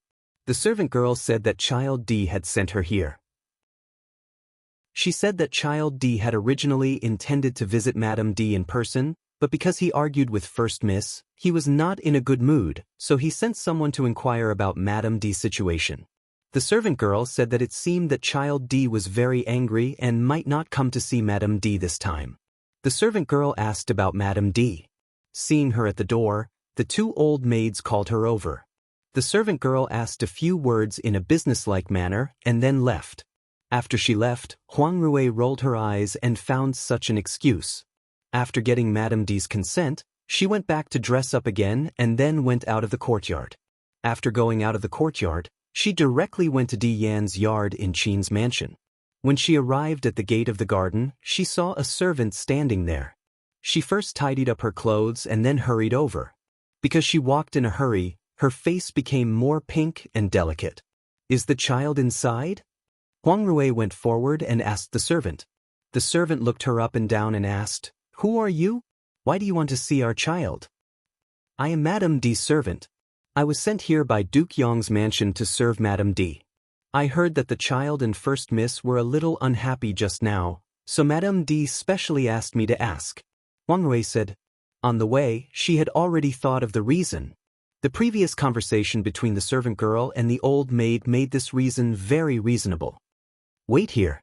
I will report to the child," the servant said, then turned back and ran in. After a while, he ran out and said, "Go in. Our child asked you to go in." After saying that, he carefully lowered his voice and said, "The child is not in a very good mood. If you have something to say it quickly. Don't make the child unhappy." "Thank you. I got it." Huang Rui nodded with a smile and turned to go to the main room. In the main room, Di Yan sat on the chair with a gloomy face. When he went to see Qin Yuru just now, he just said that he took a servant girl away from Duke Xing's mansion yesterday, and Qin Yuru made a big fuss. Speaking of this, Di Yan also felt very wronged. He drank too much wine, and a servant girl inexplicably lay beside him, and his sister saw it. When the matter was made, he had to take the servant girl away. Thinking about it, he felt depressed. But since it happened and Duke Xing generously asked him to take the servant girl away, how could he not take her away? Chapter 353. Child, let me ask you. Did you quarrel with First Miss today? Madam is very worried. Huang Rui came in, bowed gracefully and said coquettishly. A pair of coquettish eyes slid over Di Yan's face, making him feel numb in his heart. Compared with the one he brought back from Duke Xing's mansion yesterday, Huang Rui was much more beautiful. Since he saw Huang Rui last time, Di Yan had actually fallen in love with her. Get up. You're called Huang Rui, right? Seeing such a beautiful and gentle woman appear in front of him, Di Yan's heart was hot. At this time, there were no outsiders in the room, so he personally came to hold Huang Rui's hand and asked softly. Di Yan felt that the beautiful woman in front of him was in line with what he wanted. She had an outstanding appearance and was not worse than Qin Yuru. Among the women he knew before, Qin Yuru was the best. Ning Kaixian was not as beautiful as Qin Yuru, but she was gentle and affectionate, which made people dote on her. Unfortunately, she was gone now. Every time he thought of this, Di Yan felt pity. If only Qin Yuru was as gentle and obedient as Ning Kaixian. In fact, when they first met, Qin Yuru was also a delicate and obedient woman. Di Yan didn't know why she seemed to change into another person later. She became more and more hot-tempered and not in line with Di Yan's expectations. Just like today when he said this, Qin Yuru smashed the cup and asked him to leave. Di Yan had never been asked to leave by someone like this. At that time, he was so angry that he turned around and left, ignoring the earth-shattering cry coming from behind. He would listen to his grandmother's words and come over to talk to Qin Yuru about the servant girl. He would also ask her what happened when she went back yesterday and whether she needed his mansion's help. After being rebuked by Qin Yuru, Di Yan was not in the mood to ask more questions and went back to his courtyard in a huff. When he was full of depression, he saw Huang Rui and immediately felt that the woman in front of him was what he liked most, no matter her appearance or her gentle temperament. This kind of girl from a humble family was more innocent than ordinary servant girls. She didn't deliberately flatter him and was the most natural. He reached out and touched Huang Rui's smooth hand with great enjoyment. "Child," Huang Rui said coquettishly with a pink face. She seemed to want to push his hand away, but she was a woman and was not as strong as Di Yan. As soon as Di Yan exerted force, she immediately fell into Di Yan's arms. She hurriedly stretched out her hand to support Di Yan, but Di Yan's other hand had hugged Huang Rui's slender waist, and her whole body was stuck to him. Feeling the delicate body in his arms trembling, Di Yan's voice became increasingly gentle. He coaxed in a low voice, "Don't be afraid, I won't hurt you. Don't worry, I'll just hug you for a while. No one will see. I just can't help it." "Prince, this servant is scared." Huang Rui raised her beautiful eyes, looking flustered and scared like a frightened deer. Her eyes softened Di Yan's heart. Thinking of her appearance as a girl from a good family, Di Yan felt that she must be a girl from a good family who had just entered the mansion as a slave and had never seen such a thing. Di Yan felt more and more sorry for her.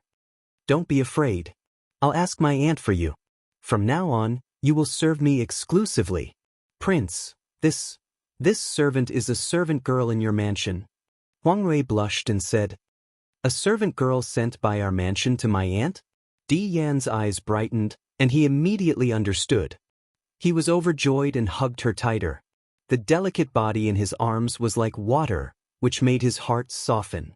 The previous annoyance because of Qin Yuru had already been forgotten. At this time, he even forgot that this was not his mansion, but Qin's mansion. "Yes, it's old Madam who sent me to serve Madam D. My purchase contract is still in old Madam's hands," Huang Rui said in an extremely weak voice, looking very pitiful. She no longer struggled, reached out to hold his hand, and looked at him in a sweet voice. The feeling of craving for others' pity made Di Yan more enthusiastic. Since this person was from his mansion, he didn't need to be polite. He picked up Huang Rui and went to the inner room saying, "Don't worry. I will ask old Madam for your indenture when I go back. In the future, this indenture will belong to you. You just need to wait on me in my room." Di Yan nodded. "Thank you, Prince." Huang Rui was overjoyed. She didn't expect that she could get everything she wanted so easily. If she could really get back her purchase contract, even if she followed Di Yan, her status in the future would not be comparable to that of an ordinary servant or a concubine. If she could make the prince pity her more, she could even enter the mansion as a noble concubine. A noble concubine was completely different from an ordinary concubine. Thinking of this, her face became more and more ruddy. She had been trained and knew what to do at this time. When she was pushed to the bed by Di Yen, her hands were still holding her belt tightly, and her eyes were full of tears. She looked at Di Yen pitifully and said in a sweet voice, "Prince, I'm afraid." "First Miss." In the past few days, she also found that Child D obviously didn't like First Miss Qin very much. Don't care about her. She hasn't married into the mansion yet. Even if she marries into the mansion, she must listen to me. If I want to take a concubine, she can't have the final say. She won't get married in the next 2 years. I can't keep an empty room all the time. At this time, Di Yen was already very excited. After being stopped by Huang Rui, he increasingly felt that Qin Yuru was not a problem. "I will belong to you in the future. I hope that you will pity me. If you betray me, I am afraid that I will only have a dead end." Huang Rui knew when to stop.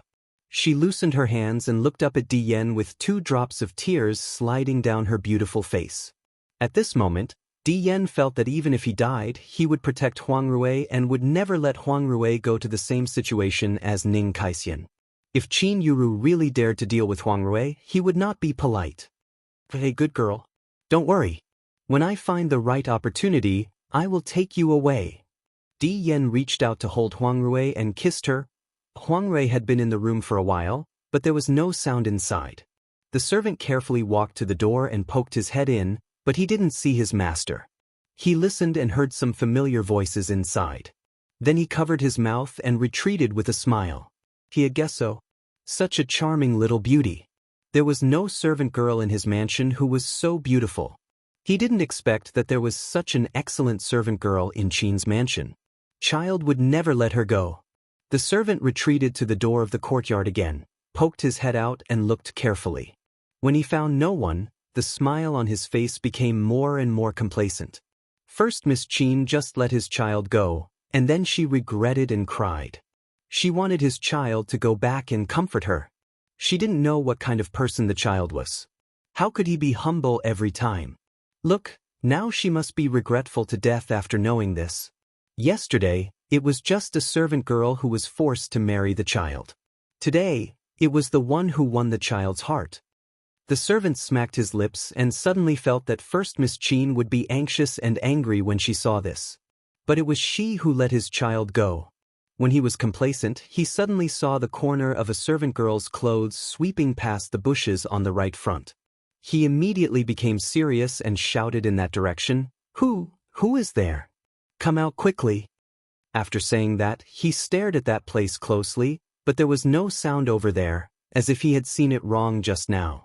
The servant felt that he did not see it wrong. The bushes over there were withered.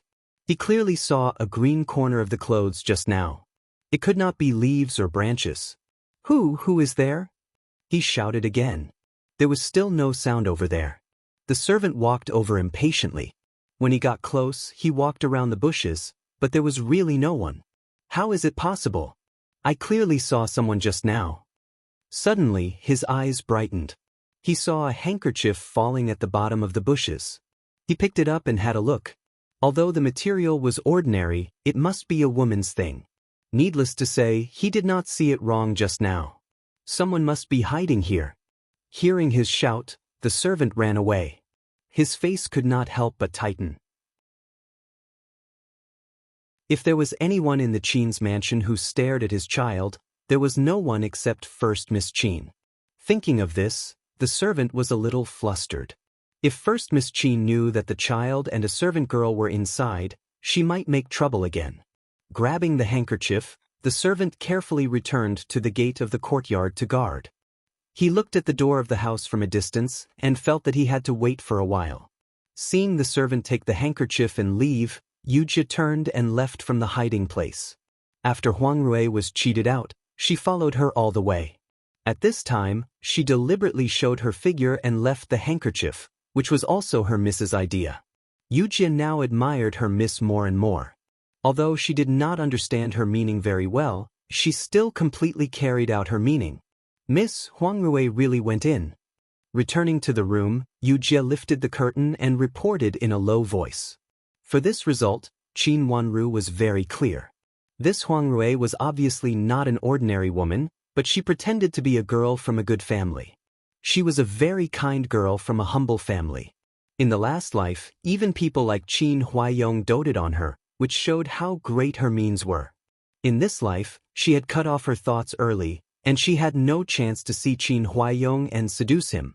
In addition, Shui Ruolin was very good in this life, and Madame D did not secretly help Huang Rui to deal with Shui Ruolin. Moreover, she was pregnant now.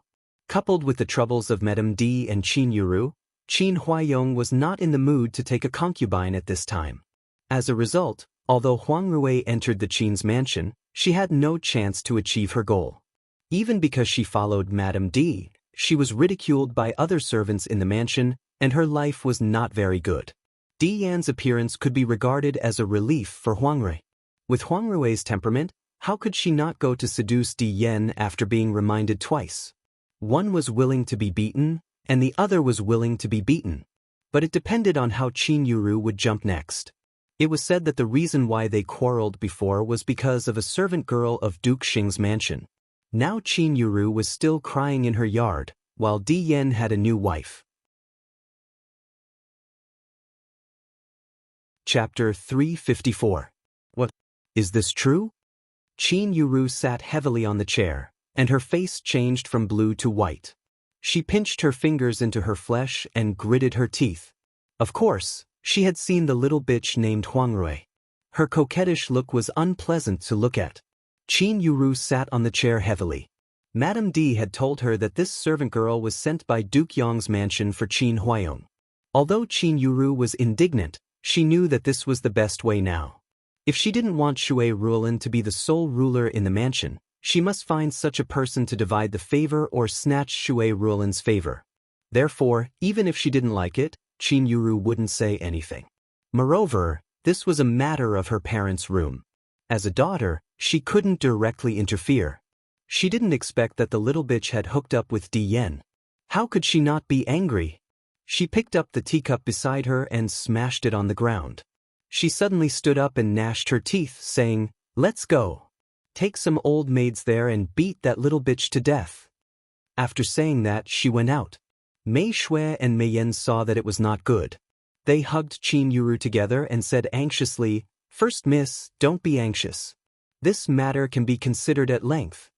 Qin Yuru just made a mistake and was sent here to learn etiquette. It had only been a day.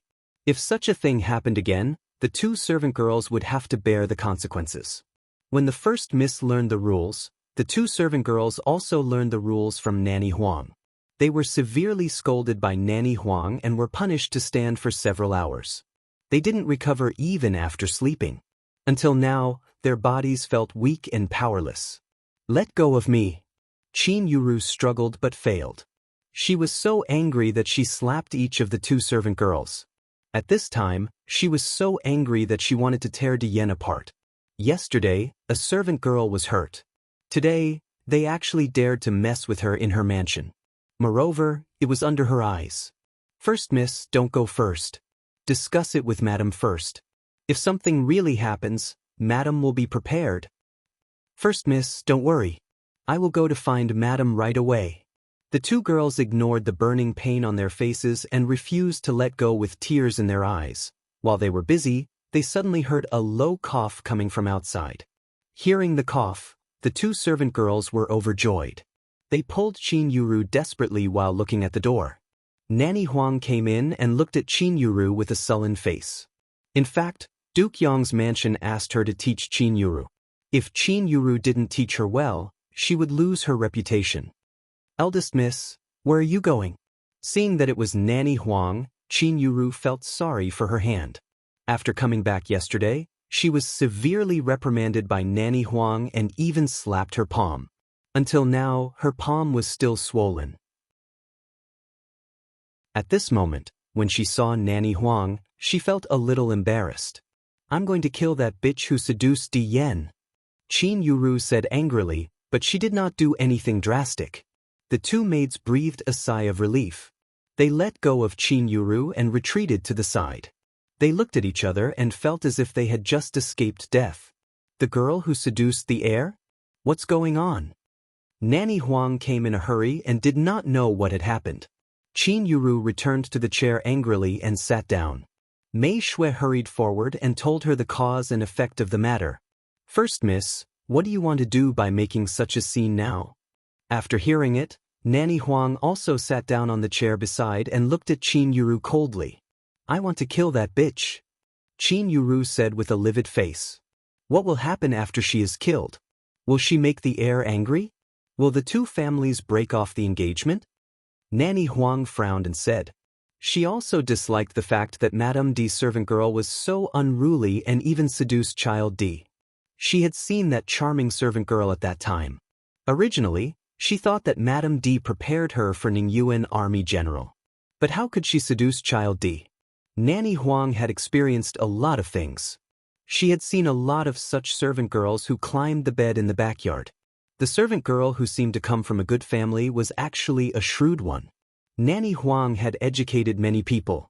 Judging from the servant girl named Huang Rui, it was obvious that she had been educated. She was not the kind of natural innocence. If such a servant girl did not seduce Child D sincerely, it would not be so easy for Child D to get her. So on the other hand, this servant girl did it on purpose. Wasn't she found by Madame D for the general to help her? Nanny Huang felt a little confused. She increasingly felt that she had made a mistake when she promised Countess Yong. But now she was in the same boat with Qin Yuru and had to help her. She also wanted to educate other misses from aristocratic families in the future. If her reputation was ruined because of Qin Yuru, who would ask her to educate the misses in their mansions in the future? As long as she thought of this, Nanny Huang felt that Qin Yuru was a big trouble. She also secretly decided that if there was such a thing in the future, she must investigate it clearly. She would not trap herself again because of the generous reward. So be it. Who cares about him? Compared to Qi Tianyu, Di Yan is nothing. He has neither a good character nor a good appearance.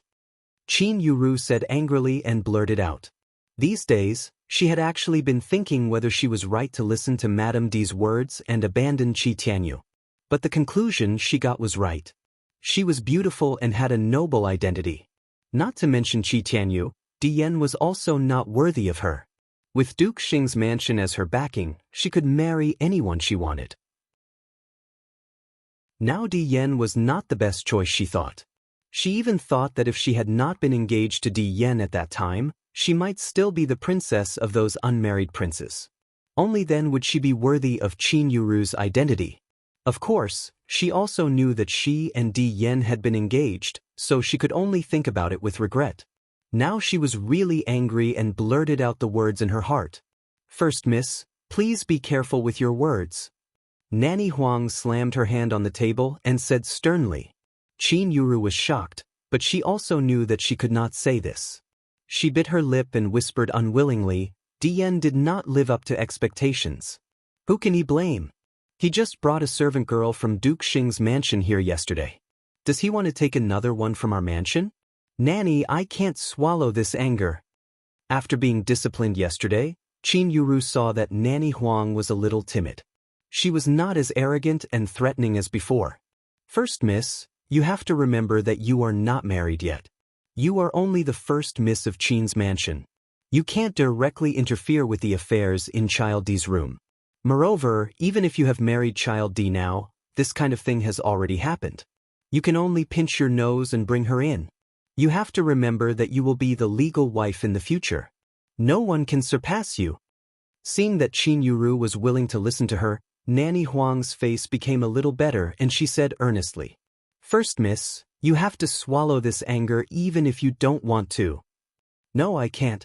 How can Yan bully me like this? Does he really think that our mansion needs to rely on them? Qin Yuru said angrily. First, miss, this servant girl is Madame's servant. You can ask Madame to help. Nanny Huang said earnestly. Mother? Qin Yuru said. She knew Di Yan's character very well. Mother can't even protect herself now. How can she deal with this matter? Even if Mother takes action, Diane will know it's related to me and blame it on me. First, miss, I don't mean to ask Madame D to kill the servant girl. Since this servant girl is to be given to the general, Madame can think of a way to give her to the general. If the general finds out what happened, he will deal with it. At that time, child D owes you and naturally has to give you an explanation. And the servant girl will not survive. Nanny Huang deserved to be an etiquette instructor. In a few words, she had set up a trap, which immediately suppressed Qin Yuru's anger. After her eyes flickered a few times, she nodded and agreed with Nanny Huang. After this matter was pushed out of Qin Yuru's hands, whether it was Madame D or Qin Huayong who dealt with this matter, it had nothing to do with Qin Yuru. Naturally, she would not ruin the reputation of her etiquette instructor. Mei Shui, now go to see Nanny Zhou secretly and tell her about the bitch. Let Nanny Zhou tell my mother to take the bitch to my father and let my father deal with the bitch. As long as her father found that this servant girl was not a virgin, he would definitely interrogate her. With her father's means, it was easy to interrogate a servant girl. At that time, Dia not only owed her but also owed her father. How could he have the face to be tough in front of her in the future? Thinking of this, she couldn't help sneering. Huang Rui, the bitch, dared to seduce my servant girl. She will die without a burial place. Yes, I will go right away. Seeing that Qin Yuru had been persuaded, Mei Shui was relieved and hurried to find Nanny Zhou. First, miss, you should pretend that you don't know this matter. If child D comes later, you can't mention this matter. Nanny Huang warned. Nanny, don't worry. I will pay attention to it. I will only mention the servant girl of Duke Xing's mansion yesterday. Qin Yuru gritted her teeth and said. She really couldn't bear it. If Di Yen came later, she must make trouble again with the matter of the servant girl of Duke Xing's mansion to vent her anger. If she had known that Di Yen was such a person, of course, she would not have dumped Qi Tianyu. At this moment, Qin Yuru increasingly felt that Qi Tianyu was as handsome as Jade and had a noble character. He not only obeyed her all the time, but also knew what was good for him. He also kept himself clean and did not even have a servant girl who had sex with him. Compared with Di Yen, who had a servant girl early and had sex with many women, the difference was like heaven and earth. Qin Yuru even felt that it was all Madame D's fault. If Madame D had not repeatedly told her how rich, beautiful and powerful Duke Yong's mansion was, she would not have done that. In fact, her mother was a little short-sighted. If there was medicine for regret in this world, Qin Yuru felt that she would take it without hesitation. First, miss, you don't need to mention this matter again. It is just a servant girl. Mei Shui just said that child D said that he was drunk at that time and didn't know why the servant girl was with him. If first Miss D didn't happen to see it at this time, he would not admit it at that time. But at that time, many people saw it, so he had to take the servant girl back. So what? If he could control himself, there wouldn't be so many things. I haven't married into his family, but there have been 8 or 10 servants in his yard. Qin Yuru sneered. Chapter 355. First, miss, the calmer you are at this moment, the guiltier the air will feel for you. Seeing that Qin Yuru still looked pale, Nanny Huang tried to persuade her again. Eldest young miss, the air is here. While they were talking, a maid reported from outside the room. Let him in. Qin Yuru said angrily. Nanny Huang's gaze fell on the broken teacup and she motioned Mian to clean up the broken cup. His face was slightly pale. As soon as he entered the door, his eyes fell on Mian. Mian was cleaning up the broken cups on the floor. The water stains were very clear. Obviously, it had just happened and was not caused by him when he left. His eyebrows twitched involuntarily and he panicked. After fooling around with Huang Rui, he reluctantly let Huang Rui go. Before he tasted it, he heard the servant reporting what happened before. He couldn't help sweating in a cold sweat and hurriedly came to find out what happened. Now that he saw that the debris on the ground was from a moment ago, he felt even more guilty.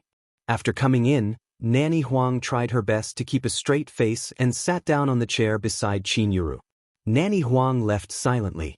Before leaving, she winked at Qin Yuru. Cousin Yu, I really don't know what happened yesterday, and I don't know how this servant girl came to my side. If you don't believe me, next time you come to our mansion, you can directly ask me.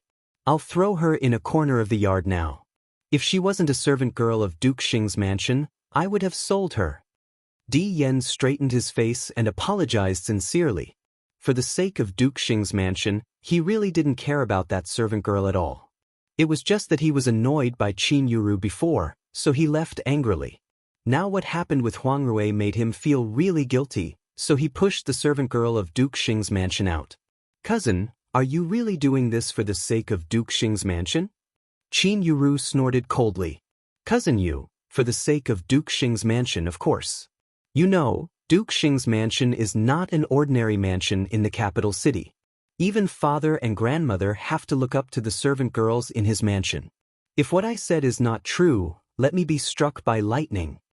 Di Yan pointed to the heavens and swore. What he said was true, and that was indeed what he thought. Qin Yuru was so angry that her whole body trembled. She almost couldn't control herself and wanted to pull out the thing about Huang Rui, the bitch, and throw it in his face. When she asked him about the servant girl and asked him to leave out of anger, he left without looking back. She cried so loudly behind him. She didn't believe that he couldn't hear it. But now, for the sake of Huang Rui, the bitch, he actually came to her and explained the previous things clearly. The purpose was to not make her angry. But this was not for herself, but for Huang Rui. As long as Qin Yuru thought about this, she would be very angry. It's good that cousin can think this way. I'm tired and want to rest for a while. Cousin, please go ahead. Qin Yuru felt that if she allowed Di Yan to stay any longer, she might not be able to control herself. Okay, then I'll go back first. I'll come back when cousin Yu is no longer angry.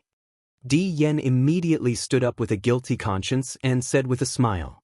Qin Yuru ignored him, stood up and walked to the inner room. Mei Yan hurriedly followed her. Seeing that Qin Yuru went in without looking back and really left him here, Di Yan also became angry. But he was guilty and didn't dare to say anything. He fixed his eyes on Qin Yuru's inner room and looked at the debris on the ground that hadn't been cleaned up. Then he turned and left. When he got out of the door, he thought for a while, turned in another direction and strode to Madame D's Yulon pavilion. He couldn't say something to Qin Yuru, but he could say it to his aunt. She was just a servant girl, and he thought his aunt wouldn't say much. Moreover, she was sent by his mansion. Strictly speaking, this servant girl belonged to his mansion. There were a lot of servant girls serving his aunt. He could send a few more next time. Di Yan thought so and looked relaxed. Compared with Qin Yuru, his aunt, Madame D, should be much easier to talk with. In the past, his aunt was very polite and enthusiastic when she saw him. When Qin Wanru came to Shui Ruolin's Lu Feng courtyard, Qin Huayong was also there. They were talking and the atmosphere in the room was good. When Qin Wanru came in, Shui Ruolin was eating pastries, but they were pastries from her small kitchen. Qin Wanru came in with Yu Jie. After bowing to them respectively, she asked Yu Jie to take out the needles. Mother, let me feel your pulse. Qin Wanru said softly. Shui Ruolin nodded. After cleaning her hands, she put her wrist on a book to support it. Qin Wanru reached out to feel Shui Ruolin's pulse. Then he switched to his other hand. The room was very quiet, and even Qin Huayong didn't say anything. After feeling her pulse, Qin Wanru opened her eyes with a smile on her face. Father, mother, it's nothing serious. You just need to take good care of yourself. Don't get angry too much. That's good. Yuru, let the two concubines handle the affairs of the mansion. You should take good care of yourself first. Qin Huayong also breathed a sigh of relief. After all, Shui Ruolin was a child he had high hopes for. After knowing this yesterday, he was also shocked. Today he came to accompany Shui Ruolin when he was free. Do I still need acupuncture? Shui Ruolin looked at Qin Wanru's set of needles in a panic, and the smile on her face was a little stiff. Several needles were very long, which made people panic. Seeing Shui Ruolin's nervous look, Qin Wanru smiled and shook her head. Mother, don't worry. You don't need acupuncture now. I brought it here because I was afraid that you would feel uncomfortable. Now that you have recovered, there is no need for needles. That's good, that's good. Shui Ruolin breathed a sigh of relief. Wanru used this to save old Madam of Duke Xing's mansion? Qin Huaiyong asked with a smile. It was the first time for him to see Qin Wanru's set of needles. Yes, when I met her on the road, I didn't know she was old Madam of Duke Xing's mansion. Seeing that she was seriously ill at that time, I saved her. Qin Wanru answered generously. Wanru has always been kind. Shui Rulin sighed. How are Wanru's medical skills? Qin Huaiyong's eyes still fell on the set of needles. He seemed to be a little curious, but a trace of darkness flashed in his eyes. His second daughter was a useful person. If he didn't see this set of needles, he would really neglect it. It should be okay, Qin Wanru said with a smile. Wanru's medical skills are very good. She also helped to cure my body before, Shui Rulin said. The two of them spoke almost at the same time. After they finished speaking, the two of them laughed. Wanru, can you let me see your medical skills? Qin Huaiyong also smiled, and his kind eyes fell on Qin Wanru's face. How to see? Qin Wanru said awkwardly. I want to see whether Wanru's pulse feeling is accurate. Qin Huaiyong thought for a while and said, Looking for a patient? Qin Wanru said awkwardly. General, this is not good. Wanru is a lady from a noble family. Do you want to look for someone casually? Shui Rulin thought it was not good. How could a lady from a noble family really show up in public to look for a patient? How about feeling my pulse? But you can try it on me. How can you do this? You are not sick, and you are pregnant. Qin Huaiyong refused without thinking. Then, who else is sick in the mansion? Shui Rulin deliberately emphasized the word mansion in order to remind Qin Huaiyong that it was not convenient for Qin Wanru to go outside to treat people. Go to Yulan Pavilion, Qin Huaiyong said. His words surprised Shui Rulin, but Qin Wanru expected it. Her butterfly-like long eyelashes fluttered twice, covering a touch of deepness at the bottom of her eyes. Her father really doubted her medical skills. Why go to Yulan Pavilion? Shui Rulin asked confusedly. Madame D happens to be sick. She has invited a doctor before, but he has not cured her. Wanru will go to help. Is there really any disease? Qin Huaiyong said. So it was to let Madame D to test her medical skills. Yes, father. Qin Wanru nodded and said frankly. Shui Rulin was a little uneasy and reminded, General, this is not good. Sister may not want to see Wanru. It doesn't matter. I am beside her. She won't do anything. Qin Huaiyong shook his hand and said. Shui Rulin saw that this matter had been decided and Qin Wanru did not object. Thinking that with Qin Huaiyong's presence, Madame D would not dare to do anything even if she was full of malice to Qin Wanru, Shui Rulin was relieved. After exhorting Qin Wanru a few more words, she let Qin Wanru leave with Qin Huaiyong. As they walked slowly to Yulan Pavilion, Dian was also hurrying to Yulan Pavilion. At this moment, he had arrived at the gate of Yulan Pavilion. At the gate of Yulan Pavilion, two old maids were still guarding there. Seeing Dian coming, they hurried to salute. Dian strode inside, and the two old maids did not dare to stop him. Although the general locked Madame D, it also meant that if people from Duke Yong's mansion came, they would still be allowed to enter. In the main room, Madame D's face was black and purple. She panted heavily and looked at Huang Rui, who was kneeling in front of her. She was so angry that she kicked her and scolded, You are such a cheap bitch. Do you really think that you are a good girl from a good family? You are just a cheap thing for people to buy and sell. You even want to enter our Duke Yong's mansion. You don't know whether you have the face or not. Nanny Zhou's words just now made her so angry that she almost couldn't help rushing out. Finally, she waited for Huang Rui, the bitch, to appear. Seeing her full face, Madame D was so angry that her lungs almost exploded. After asking her to kneel down, she slapped Huang Rui fiercely twice, which immediately made Huang Rui's delicate face swollen. At this moment, she pointed at Huang Rui and scolded loudly. In addition to her, there were Nanny Zhou and Hongye who came to Qin's mansion with Huang Rui in the room. Hongye was also in a mess. Before Huang Rui came back, she had been slapped several times. At this moment, she was crying with red eyes. Huang Rui went out and only told her, but she did not know what Huang Rui did. She secretly hated that Huang Rui went out without discussing with her and finding a safe way. Huang Rui hooked up with Child D and got herself into trouble. Madame D looked like she would not spare her, so she did not want to take the blame for Huang Rui at this moment. Chapter 356. Because Hongye hated Huang Rui for implicating her without discussing with her, she immediately confessed all the words Huang Rui had said before and never thought that she was Huang Rui's accomplice. Good, you bitch, I'll beat you to death. Madame D was so angry that she looked around, picked up a teacup on the table, and was about to smash it on Huang Rui's head. And wait a minute. Di Yan, who had just reached the door, rushed in. When he saw the scene in front of him, he said anxiously, if the teacup was smashed, Huang Rui's face would be ruined, not to mention whether she would die or not. The fresh girl he just got couldn't be ruined like this. Di Yan, how dare you come here? Do you know what you have done? Seeing it was Di Yan, Madame D became more angry and scolded him harshly. Aunt, don't be angry. She is just a servant girl. Can she really surpass Cousin Yu? Di Yan stepped forward, took the cup from Madame D's hand, put it aside, and said to Madame D with a smile, Di Yan, do you know what you are doing? Seeing that his attitude was still so disrespectful, Madame D was so angry that her whole body trembled. This servant girl was not an ordinary servant girl. When she was sent here, her mother even warned her in private.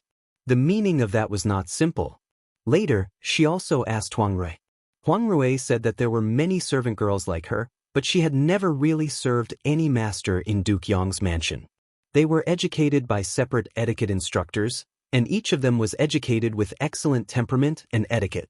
Besides, they also learned some means of seducing men. Madame D heard from Nanny Zhou that these means were obviously some ways to confuse people, which were very similar to the ways of raising lean horses in brothels. Why did Duke Yong's mansion raise this group of women? What were they going to do in the future? Most of them were raised and educated since childhood.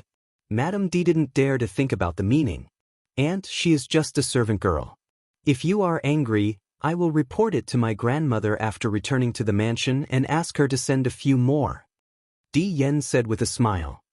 He thought that Madame D felt embarrassed, so he added, I'll ask my mother to apologize to you in person. Because Di Yan was the eldest son of the lineal descent, he had always been favored in Duke Yong's mansion. Not only his mother, but also Duke Yong's old madam was also obedient to him. In Di Yan's eyes, servant girls were really nothing. Previously, he had taken a fancy to a servant girl of old madam. Although old madam scolded him, she still sent the servant girl to his yard. Madame D was so angry that her breathing became rapid. She stood up and slapped Di Yan hard. Madam! Nanny Zhou was shocked and hurried over to stop her. She slapped Di Yan's face. Di Yan was stunned. He covered his face with his hands and looked at Madame D in disbelief. He felt embarrassed and said, Aunt, what do you mean? Don't tell me I can't even have a maid? Is this a maid you can accept? Madame D was so angry that her face turned pale. The scar on her bone-thin face had not healed, which made her look more and more ferocious. Di Yan felt inexplicably disgusted, not only for Qin Yuru but also for Madame D. He straightened his neck and said angrily, Why can't I accept a maid? Aunt, even my grandmother and my mother don't care about this kind of thing. There were other servants in this room. Especially before Huang Rui, he patted his chest and promised that there was nothing wrong. As long as he told Madame D would definitely let her go. The words they said when they were intimate were still ringing in his ears. Now he was slapped hard by Madame D, and even his face was smashed. Di Yan was ashamed and angry, looking at Madame D with a red face and neck. This is the woman your grandmother sent to your uncle. Is she someone you can touch? Madame D was really mad at Di Yan's unscrupulous behavior. She pointed at Di Yan and scolded, It's okay that you don't learn good things in the past. I heard that your grandmother also worries about you in your own mansion. You don't even dare to have beautiful maids in your mansion. How dare you come to the Qin's mansion to snatch a woman from your uncle? What? My uncle's woman? Di Yen was stunned by the scolding. He was still a little scared when Qin Huaiyong was mentioned. At this time, he suddenly felt that something was wrong. This is the one your grandmother specially picked for your uncle. She wants to share the favor of the bitch over there. But you actually do such a thing? Madame D was so angry that she couldn't even speak. Nanny Zhou hurriedly helped her to sit on the chair and gently massaged her back. Aunt, this maid is prepared for my uncle? I don't know. Di Yen was a little flustered at this time. If it was really prepared by Qin Huaiyong, he really did something wrong. Perhaps Qin Huaiyong would not let him go. Di Yen dared to be unreasonable with Madame D, but he didn't have the courage to be unreasonable with Qin Huaiyong. He had been trained by Qin Huaiyong for a period of time before. After that, he was very scared when he saw Qin Huaiyong. You don't know? Why doesn't she know?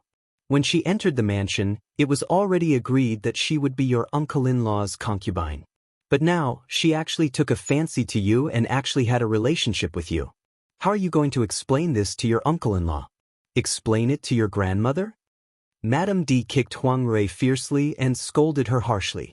Huang Rui screamed in pain and sobbed with tears in her eyes, covering her legs. She looked delicate and aggrieved. If it was in the past, Di Yen would definitely go forward to comfort her. But at this time, he was not in the mood. He was very flustered and knew that something really happened. What should I do? Di Yen didn't care about being angry at this time and asked hurriedly. I don't know what to do. You, who don't grow up, explain it yourself. Or let her seduce your uncle again. If your uncle can't find out that it has something to do with you, you can marry him. Seeing Di Yan's cowardly look, Madame D almost laughed out of anger. She sneered and spread out her hands. If she had known that this nephew was so useless, she would not have arranged this marriage at that time. Now Yuru had a good future. She could marry any family she wanted in the future. Why did she have to marry someone in her own mansion and marry such a coward? Let her uncle not know and deceive her? Her uncle once? Di Yan's eyes lit up. He immediately turned to Huang Rui on the ground and pulled her up. He reached out to pat the dust on her clothes. Under Huang Rui's affectionate eyes, he couldn't wait to say, Huang Rui, you go to seduce my uncle once, get him drunk with wine, and then get together with him. In that way, my uncle will not remember clearly. At that time, you can also be my uncle's concubine, and my uncle will not blame me. Di Yen was really panicked. He just wanted to put the matter over. At this time, he couldn't see the beautiful face in his eyes. Huang Rui's face froze. She looked at Di Yen in front of her in astonishment, and her hands trembled slightly. She had just given her chastity to Di Yen. It sounded nice before.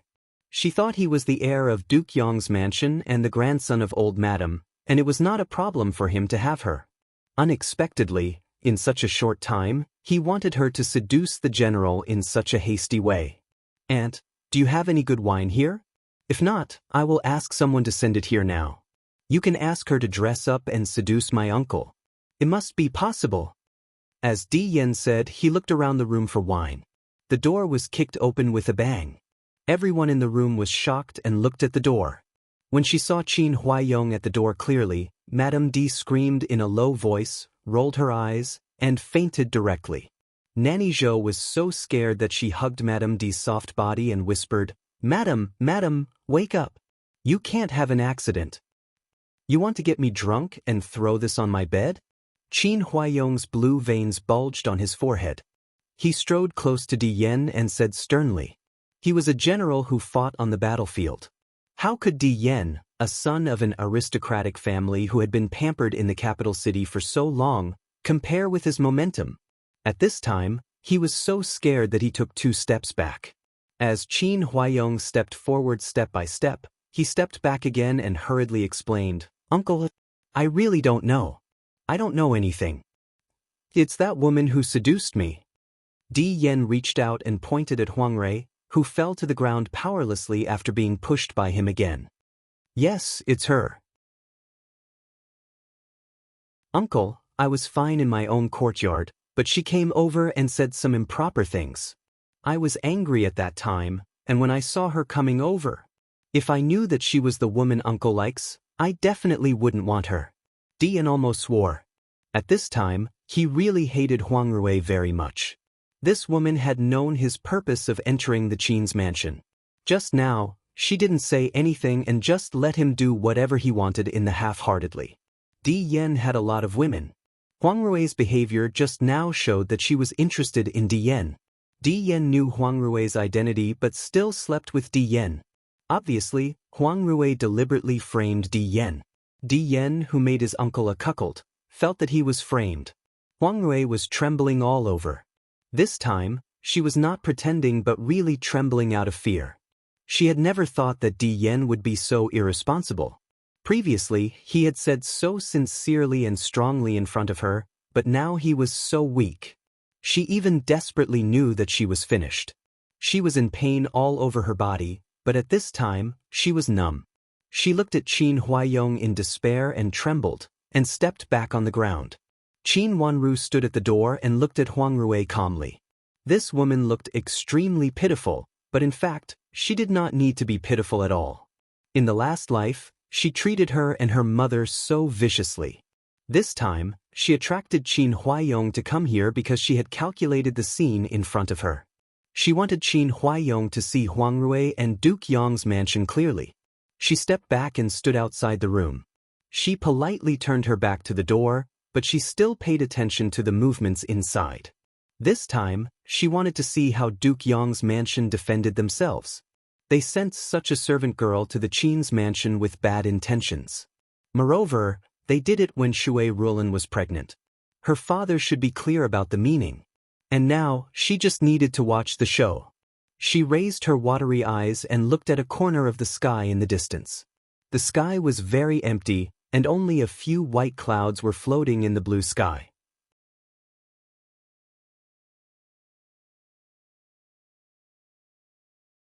Chapter 357.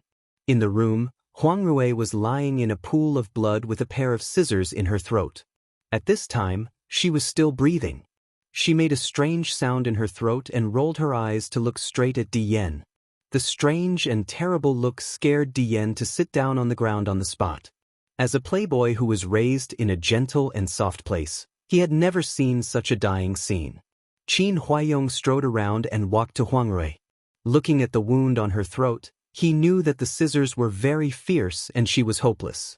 "Come on, ask Duke Yong to come here," Qin Huaiyong told the servant. The servant was smart and immediately came to his senses. He turned around and ran out in a panic. Qin Wanru stood in the corridor and looked at the direction of the room. After thinking for a while, she finally walked over. When she arrived at the door of the room, she saw Huang Rui lying on the ground in the room. Her eyes were slightly agitated, but she was not as scared as Dian, whose legs were soft. "Wanru, you go back first. Don't tell your mother and grandmother what happened here. I will deal with it." At this time, Qin Huaiyong had calmed down and looked at Qin Wanru and whispered, "Yes, father." Qin Wanru nodded, bowed and left. When she reached the door, she looked up at the room and found that Madame D was still unconscious. Nanny Zhou didn't dare to call her loudly and patted her back carefully. Seeing that Madame D's mouth was trembling, Nanny Zhou should have woken up. Since such a thing happened here, and Duke Yong would come soon, she couldn't pretend to be unconscious even if she wanted to. As for Dian, her watery eyes glanced at Dian, whose face was pale, with a trace of sarcasm in the bottom of her eyes. She took Yujia out of the courtyard and walked out in the direction of the outer court casually, looking thoughtful. "Miss, why don't you tell Madame Shui and Madame Dowager about this?" Yujia saw that Qin Wanru did not go inside but went outside, knowing that she was not going to tell Madame Shui and Madame Dowager. "My father naturally has a judgment. If I tell this kind of thing, my mother and grandmother will be worried." Qin Wanru shook her head. She had the same idea as Qin Huaiyong. She did not want to tell Shui Rulin about this bad thing. Huang Rui died in the mansion, which was an extremely inauspicious thing. Shui Rulin was pregnant, so she had better stay away from this kind of thing. Moreover, even if she wanted to intervene, she could not. This thing also involved of Duke Yong's mansion, so it was even more inappropriate for Shui Rulin to of it. It was better for her not to know anything. As for her grandmother, she was old, so Qin Wanru didn't want her to worry too much. This matter was beyond her grandmother's ability to solve. Qin Wanru keenly felt that this was not just a matter of the backyard. After today's matter broke out, Huang Rui would inevitably bear the greatest responsibility. Di Yen would inevitably push all the blame to her. Heavy punishment was inevitable, but she might not necessarily die. However, she did not hesitate to choose this road of death. Of course, it was not because she was unyielding, but because she had no choice but to die. Why did she have to die? Thinking of her temperament of a good family and the way she behaved, Di Yen had never seen her. She was not raised in Duke Yong's mansion, but she was trained by Duke Yong's mansion. It seemed that she had been trained for a long time, and she even thought that she would die if she failed. Such a way of controlling her didn't seem to belong to a common prostitute. The meaning of this could only be understood when one pondered deeply. 1, 2, it was as if something was being pulled apart. Just a corner was enough to make one tremble in fear. After that, didn't you tell Madame Shui and Madame Dowager? Yu Jie felt that she couldn't hide it from Madame Shui and Madame Lao. Even if she could hide it for a while, she couldn't hide it for long. Father will explain it to mother and grandmother himself. On this point, Qin Wanru didn't think there was any doubt. Qin Huayong just said so for the sake of expediency. Shui Rulin was in charge of the backyard of Qin's mansion, so she would always inquire about it. When she went out just now, she saw 2 rough old maids guarding the courtyard door trembling with pale faces, which meant that they should have also heard the screams inside and guessed that something had happened inside. A servant on the door hurriedly ran in. After seeing Qin Wanru, he was stunned for a moment, and suddenly wiped his sweat, saluted and said, "Second miss." "What's the matter?" Qin Wanru looked at this road. This was already the inside of Chuehua Gate, and the servant on the door was not allowed to come in if there was nothing important. "I'm looking for the general," the servant said. "What's the matter?" Qin Wanru asked indifferently. Duke Xing's mansion sent someone here, saying that they have something to discuss with the general. They said that it was very important and urgent. The servant reported. He entered the inner courtyard to find the general. He heard from the servants that the general entered the inner courtyard and might go to Madame Shui's place. He was planning to go to Madame Shui's place along the main road of the backyard. "Where is he?" Qin Wanru asked calmly. "He's in the flower hall outside." The servant was stunned for a moment, but immediately reacted and hurriedly replied. He did not expect that the second miss did not say where the general went, but asked where the people of Duke Xing's mansion went. "Father has something to do. Take me there," Qin Wanru said lightly. "Yes, second miss, please follow me." Seeing that Qin Wanru agreed, the servant did not dare to disobey and hurriedly led the way. Along the way, they went to a flower hall in the outer courtyard. When they arrived at the door of the flower hall, Qin Wanru waved her hand, and the servant retreated to the door. Qin Wanru walked slowly into the flower hall with Yu Jie. Seeing that it was Nanny Sheng who served Madame of Duke Xing sitting inside, she slightly smiled. As expected, Madame of Duke Xing could not wait any longer. She knew that she must have sent someone here today. Hearing the sound at the door, Nanny Sheng hurriedly looked up. When she saw that the person coming was not Qin Huayong but Qin Wanru, she could not help but be stunned. He blinked his eyes and asked hesitantly, "Second Miss Qin?" "Nanny Sheng, what's the matter?"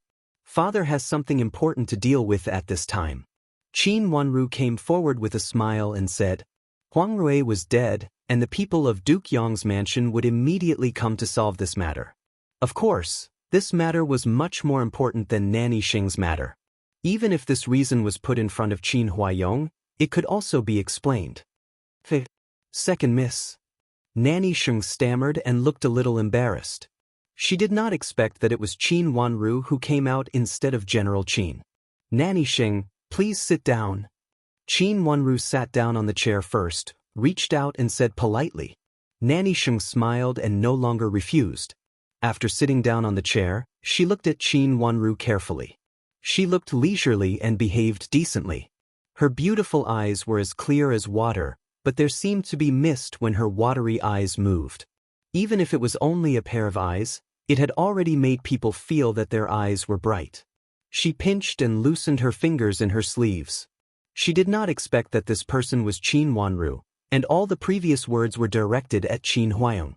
For a moment, the clever Nanny Sheng felt that she did not know where to start. The room became strangely quiet. It was Qin Wanru who broke this strange peace. She smiled slightly and said, "Nanny Sheng, why do you want to see my father? Do you need me to convey it to him?" "It's not an important thing. Nanny, you came here before," and then she knew that Second Miss turned out to be the savior of our mansion's old madam. "Our madam wants to ask General Qin what he needs. Our mansion wants to send a big gift to Second Miss Qin to thank Second Miss for saving our old madam." Nanny Sheng coughed twice and said slowly. What she said was half true and half false. In the end, Nanny Sheng also felt that this was a feasible reason, so she said with a smile at the moment, "You want to send me a big gift? It's really not necessary. A doctor has the heart of a parent. It's not a big deal." Qin Wanru politely refused, with a sense of sarcasm rising in her heart. She had to ask what he needed before giving a gift. They were not familiar with each other, and what she said was extremely untrustworthy. It was just a good reason, and no one would take it seriously. How can this be? Our old madam is the most distinguished person in our mansion. Second Miss saved our old madam, which is a great kindness to our whole mansion. Our madam not only wants to send Second Miss a big gift, but also wants to invite Second Miss to live in our mansion for a few days, so that our madam can show her sincerity. Nanny Sheng said with a flattering smile. She got rid of the surprise and embarrassment of their first meeting. She wants me to go to Duke Xing's mansion? When I go to Duke Xing's mansion, I will be surrounded by Madam of Duke Xing's servants. At that time, I really can't ask for help. Qin Wanru had expected that Madam of Duke Xing would be so calculating, so her smile became more and more gentle. It's not necessary. Recently something happened in the mansion, and my father will not let us leave. Something happened? What's the matter? Do you need our madam's help? Nanny Sheng said with concern. This is really not necessary. Qin Wanru shook her head. Second Miss not only saved Master Hao, but also saved our old madam. What's the problem? As long as our madam can do it, she will try her best. Second Miss, please don't regard me as an outsider. Nanny Sheng inquired. I am afraid that my father does not want others to help him. Nanny Sheng, please go back. Qin Wanru looked at the sky outside and said meaningfully.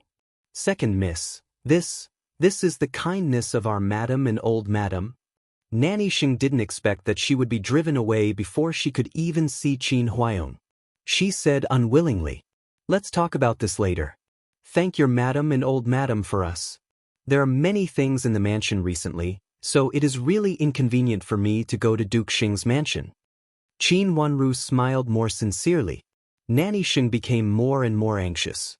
Then when will the things be finished? She didn't want to leave without a definite message. Seeing that Qin Wanru was sending her away, she pretended not to understand and continued to ask. The earliest will be after the first lunar month. During the spring festival, we must spend the new year in the mansion. Qin Wanru said implicitly. It had been a custom for many years to spend the days in one's mansion on the 15th day of the first lunar month. Even if something really happened and lived in another mansion, it would be after the 15th day of the first lunar month or today. After all, today was not the 15th day of the first lunar month. After the 15th day of the first lunar month, I will come again. Second Miss, please convey our madam's message. Nanny Sheng had to stand up and said, "Okay." Qin Wanru picked up the teacup at hand with a smile. After drinking it up, she looked at the teacup in front of Nanny Sheng. It was obvious that she wanted to see the guest off. Nanny Sheng could only say goodbye. Seeing Nanny Sheng leave, Qin Wanru's eyes showed a trace of coldness with a trace of malice. Since something happened in her mansion, Duke Xing's mansion would not ask her and Qin Yuru to leave no matter what reason they used.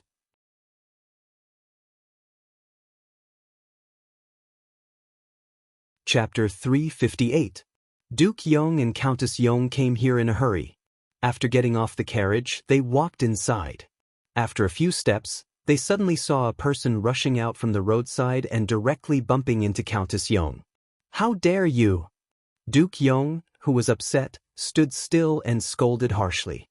"Countess Yong, I'm the servant of Madame of Duke Xing." Unexpectedly, the person calmly bowed to them and said to Countess Yong. Countess Yong looked over and immediately recognized that it was Nanny Sheng who served Madame of Duke Xing. She was stunned at once.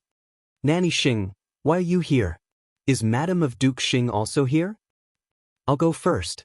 Come here soon," Duke Yong said impatiently. He was full of annoyance now. Hearing that something had happened to his son, he was not in the mood to stay and talk. After glancing at Nanny Sheng, he turned and strode away. "Nanny Sheng, what's going on?" Countess Yong was also very annoyed.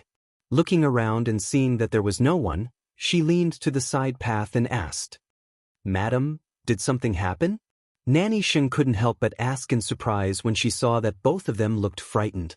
She originally thought that Qin Wanru made an excuse. After leaving the flower hall, she didn't leave Qin's mansion directly.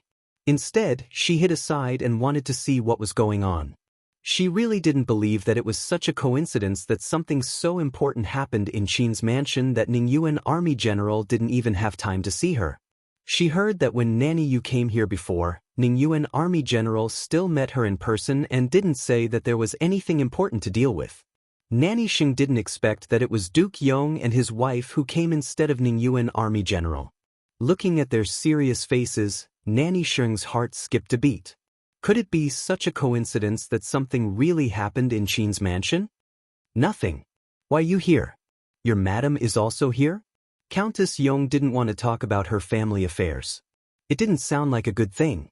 Until now, she didn't know what had happened.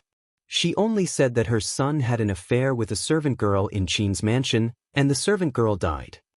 "Our madam is not here. Madam asked me to come here. She wants the first Miss Qin and the second Miss Qin to live in our mansion for a period of time. Our old madam likes the two misses of the Qin's mansion very much. Our madam also gets along well with the first Mississippi.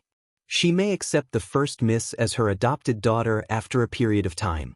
Nanny Sheng said with a smile, as if she did not see the impatience in Countess Yong's eyes.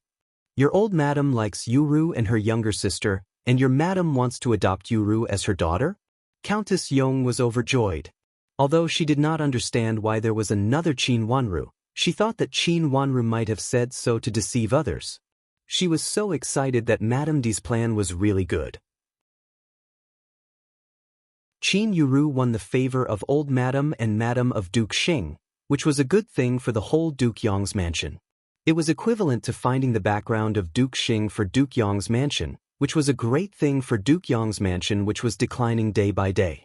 Madame D had written a letter to Countess Yong about her previous plan. Of course, Madame D didn't tell her in detail about some small details, which were things that Madame of Duke Xing asked her to keep secret and warned her that if she made a mistake, Qin Yuru would never have a chance to enter Duke Xing's mansion again. Madame D was afraid of making Madame of Duke Xing angry, so she would not talk about the details with Countess Yong. She only said that if Qin Yuru was a little younger and showed her dislike of Qin Yuru, Madame of Duke Xing would like Qin Yuru and take pity on her. At first, Countess Yong felt that this was really strange, but later she found that Madame D's words were reasonable, and she promised that this would definitely work. She also said that this could prevent Qin Yuru from being hurt by rumors, so Countess Yong believed in Madame of Duke Xing for the time being and cooperated with Madame D. Unexpectedly, Madame of Duke Xing really liked Qin Yuru. This was the first time that Countess Yong heard the intention of Duke Xing's mansion clearly. How could Countess Yong not be excited? Yes, this is what our madam means. Tomorrow is New Year's Eve. Our madam wants First Miss to be more liked by old madam, so she specially sent me here to discuss with Ningyuan army general to take both misses to Duke Xing's mansion to stay for a few days and accompany old madam more. After the new year, they can choose a suitable time to recognize each other. Coincidentally, they can also visit relatives during the new year. Nanny Xing was a clever person around Madame of Duke Xing. Seeing Countess Yong's smiling face, she knew that she was happy, so her words sounded better and better. Countess Yong nodded repeatedly and said, "This is true." "Then when did they decide to go?" "I didn't see Ning Yuan army general," Nanny Sheng said with a bitter face. "Why didn't you see him? What happened?" Countess Yong was happy when she suddenly heard that Nanny Sheng didn't even see Ning Yuan army general. She couldn't help being furious. "Speaking of this, I don't know what happened. I didn't see Ning Yuan army general, only second miss of Qin's mansion. Second miss said that Ning Yuan army general had something important to do at this time and had no time to see me. I had no choice but to go back and report it to my husband. You see, it's such a good thing. If we miss the New Year's Eve, old madam may forget it. This kind of thing has to be done while old madam is happy, and then we can strike while the iron is hot so that we can settle it." Nanny Sheng spread out her hands and said to Countess Yong helplessly, "You go back first." At this time, Ning Yuan army general does have something important to do. After a while, I will talk to Ning Yuan army general about this. I believe he will be happy. Countess Yong's face also darkened. After a pause, she pressed her lips with a handkerchief and coughed in a low voice. "Thank you, madam." Nanny Sheng was overjoyed and thanked Countess Yong. Countess Yong nodded and said, "You go back first. I also have something to do at this time, so I have to go." Countess Yong nodded and said with a smile, "Madam, please." Countess Yong didn't say anything more. She just nodded to Nanny Sheng and hurried to the inner courtyard with her servants. Nanny Sheng smiled and watched Countess Yong leave. When she couldn't see Countess Yong's figure, she frowned and hid the smile on her face. Did something really happen? How could it be so coincidental? She looked at Countess Yong's back for a long time and found nothing, so she turned and left helplessly. This time, she really left Ning Yuan army general's mansion. She was going to report to madam that something really happened in Qin's mansion. Not only did Ning Yuan army general have no time to see her, but even Duke Yong and Countess Yong also hurried over. After the carriage, Nanny Sheng was still thinking about what had happened just now. How could it be so coincidental? Why did something happen when madam decided to bring second Miss Qin to the mansion? During the spring festival, the mansion was in chaos. Second Miss Qin was not a relative of the mansion. If something happened, it seemed that madam couldn't blame her. How could such a good opportunity be wasted in vain? Nanny Sheng returned to Duke Xing's mansion with a complicated mind. Not to mention how Nanny Sheng reported to madam of Duke Xing. When Duke Yong entered Yulan Pavilion, he saw the dead servant girl on the ground as soon as he entered. Being stared at by her lifeless eyes, Duke Yong was so scared that he took 2 steps back and almost fell. He reached out to hold the wall, calmed down, and looked at Qin Huaiyong sitting in the main seat with a very bad look. Madame D, who was beside Qin Huaiyong, was in Nanny Zhou's arms and was still wiping her tears with a handkerchief. Hearing the sound of Duke Yong coming in, she raised her head and her eyes were red from crying. On the other side, Di Yen was also sitting, with his head lowered dispiritedly like a frosted eggplant. After calming down, Duke Yong strode forward and asked, "What the hell is going on?" "Brother-in-law, please sit down and talk." Qin Huaiyong reached out his hand and gestured. Duke Yong sat down in the chair opposite him. "Brother-in-law, do you know this servant girl?" Qin Huaiyong looked at the dead servant girl on the ground with a sullen face and said, "Who is she? I don't know her." Duke Yong looked carefully and didn't recognize who it was, so he shook his head in confusion. "This is the servant girl sent by my mother-in-law. She said that she will serve me and specially sent here to distract Madame Shui. I don't know what she means. Madame Shui is pregnant now. If something goes wrong, something will definitely happen." Qin Huaiyong didn't beat around the bush with Duke Yong and said with a sneer, "Brother-in-law, I don't know how I offended my mother-in-law and made her treat me like this. Madame Shui may be my only child in her belly. Besides, Madame Shui is my legal wife, which is also recognized by your mansion. Why did you specially send such a girl here?" Qin Huaiyong didn't stand on ceremony at this moment. He slammed his hand on the table, and the fierce momentum of a military general immediately made Duke Yong a little more uncomfortable. "Brother-in-law, what the hell is going on? I still don't understand it. Does it have something to do with my mother? She is so old. My sister's current status is also related to her. Does she want to use other women to fight for your favor? She is so knowledgeable. Duke Yong sighed helplessly and pointed at the servant girl with a disapproving look on his face. Then you killed this servant girl? Even if you don't like her, you don't need to kill her. We don't know whether the servant girl sent by my mother has signed a death contract with you. If not, it will be troublesome. Duke Yong reacted quickly and immediately thought of the place where he could find fault with Qin Huayong, so he said half-truthfully. If this matter became serious, Duke Yong's mansion must be in the wrong. Even the Yu family shouldn't do this kind of thing.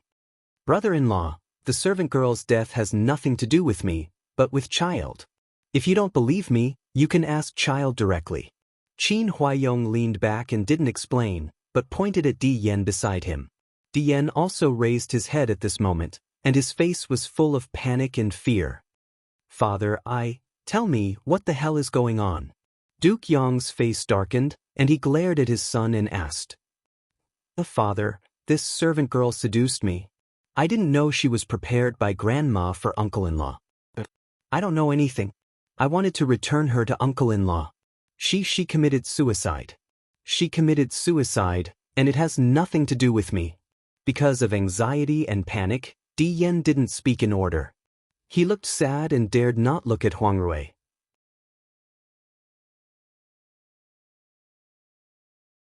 Chapter 359. This servant girl, who was so soft and fragrant before, died in a short while. Di Yan still couldn't believe it until now, and he was in a state of tension and tension. He spoke incoherently, but even so, Duke Yong still understood him. He looked stern and almost came over to slap Di Yan in the face out of anger. First brother-in-law, please tell me what you mean? Qin Huayong ignored the useless Di Yan, looked at Duke Yong aggressively, and said word by word. It could be seen that he was really angry. Duke Yong didn't expect that there would be such a thing. For a moment, he was so angry and hateful that he couldn't even say a word. Brother-in-law, we really don't know about it. We have to go back and ask old madam to know what she means. Old madam is old, and it's inevitable that she will do some stupid things. Please forgive her. Countess Yong came in. Although her face was pale and ugly, she still forced herself to cheer up and said with a flattering smile. In fact, she had arrived just now. She listened outside the door for a while and knew that Duke Yong couldn't answer this question. So, she had to stand up and put the blame on old madam of Duke Yong. Old madam was an elder and she was old, but she still cared about her daughter. Even if she did something wrong, it was pardonable. As her son-in-law, Qin Huayong couldn't really come to her door to question her. Yes, it's my mother. It's my mother who said that she would send someone here. She said that I have been living a hard life recently, so my mother couldn't bear it and chose such a person to come here. In fact, I don't want to listen to my mother's words very much, but my mother has sent someone here. What can I do? And until now, I haven't asked her to seduce you. But who would expect that? This girl is so careless that she actually turned to Di Yan. Madame Di burst into tears. With Countess Yong's words, she also put the blame on old madam and showed her innocence. It was not that she didn't hook up with Qin Huayong, but she didn't find a chance. For this reason, Madame Di scolded Huang Rui severely. But now she could use it as an excuse to defend herself. Qin Huayong was gone, and there was no place to prove it. Uncle-in-law, it was really her who seduced me. I was in my own yard, and this maid dressed up to look for me. I was bewitched by her at that time, and I didn't know that she was prepared by grandma for uncle-in-law. Di Yan finally came to his senses and defended himself loudly. So, this is all old madam's idea, and it has nothing to do with you? Qin Huayong's eyes were cold. His gaze swept across the faces of everyone present. Everyone nodded. That's it? Your Duke Yong's mansion should at least give me an explanation, right? Qin Huayong's face was cold, and he had no intention of compromising. But this is old madam's idea? Countess Yong also panicked a little. Do you mean that you want me to sue old madam? Qin Huayong pointed at the maid lying on the ground and said, in this case, I will ask someone to come and check it later. After saying that, he stood up and was about to leave, which meant that he was going to take action. Although he could not directly make things difficult for old Madam, he could let the people in the Yamen question old Madam through this murder case. If the people in the Yamen really found old Madam of Duke Yong's mansion, the whole Duke Yong's mansion would lose its face. Moreover, Di Yen was involved in this case. If this matter was really spread out, Di Yen would be accused of going against human relations and forcing himself to rape a maid. Even if Di Yen was the heir of Duke Yong, he might not be able to bear this matter. Moreover, Duke Yong did not dare to ask someone to investigate this matter. The more this matter was investigated, the more panicked it would be. Duke Yong reached out to hold Qin Huaiyong and said with a serious face, "Brother-in-law, don't worry. We will definitely give you an explanation for this matter. But it's better not to make it big. Mother is not young. If it is really big, how will she live? How will others think of her?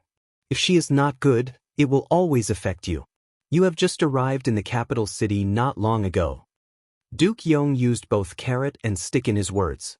What he meant was that Qin Huaiyong had just arrived in the capital city and had not gained a firm foothold yet. As expected, Qin Huaiyong was silent. Duke Yong was overjoyed, but he deliberately put on a sad look. "Brother-in-law, you don't want her to have an accident, do you? Moreover, this matter is always about a maid. It should be a maid who has bought a death contract. If she dies, she dies. Will you make our mansions estranged because of this matter?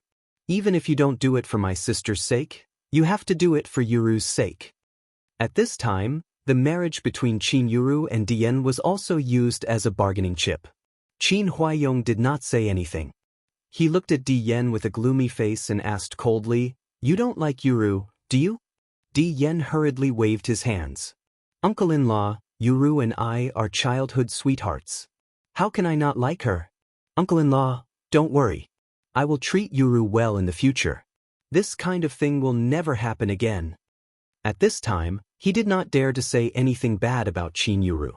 Although he wanted to strangle Qin Yuru when he thought about it, he did not dare to show it on his face. The thing about Huang Rui must be told by Qin Yuru to his aunt. The servants saw that someone dropped the handkerchief. It must be Qin Yuru's maid. After knowing this, she did not come to make trouble with him, but pushed the matter to his aunt.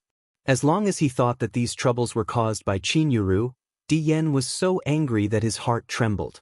But this was obviously not the time for revenge. He had to swallow this anger.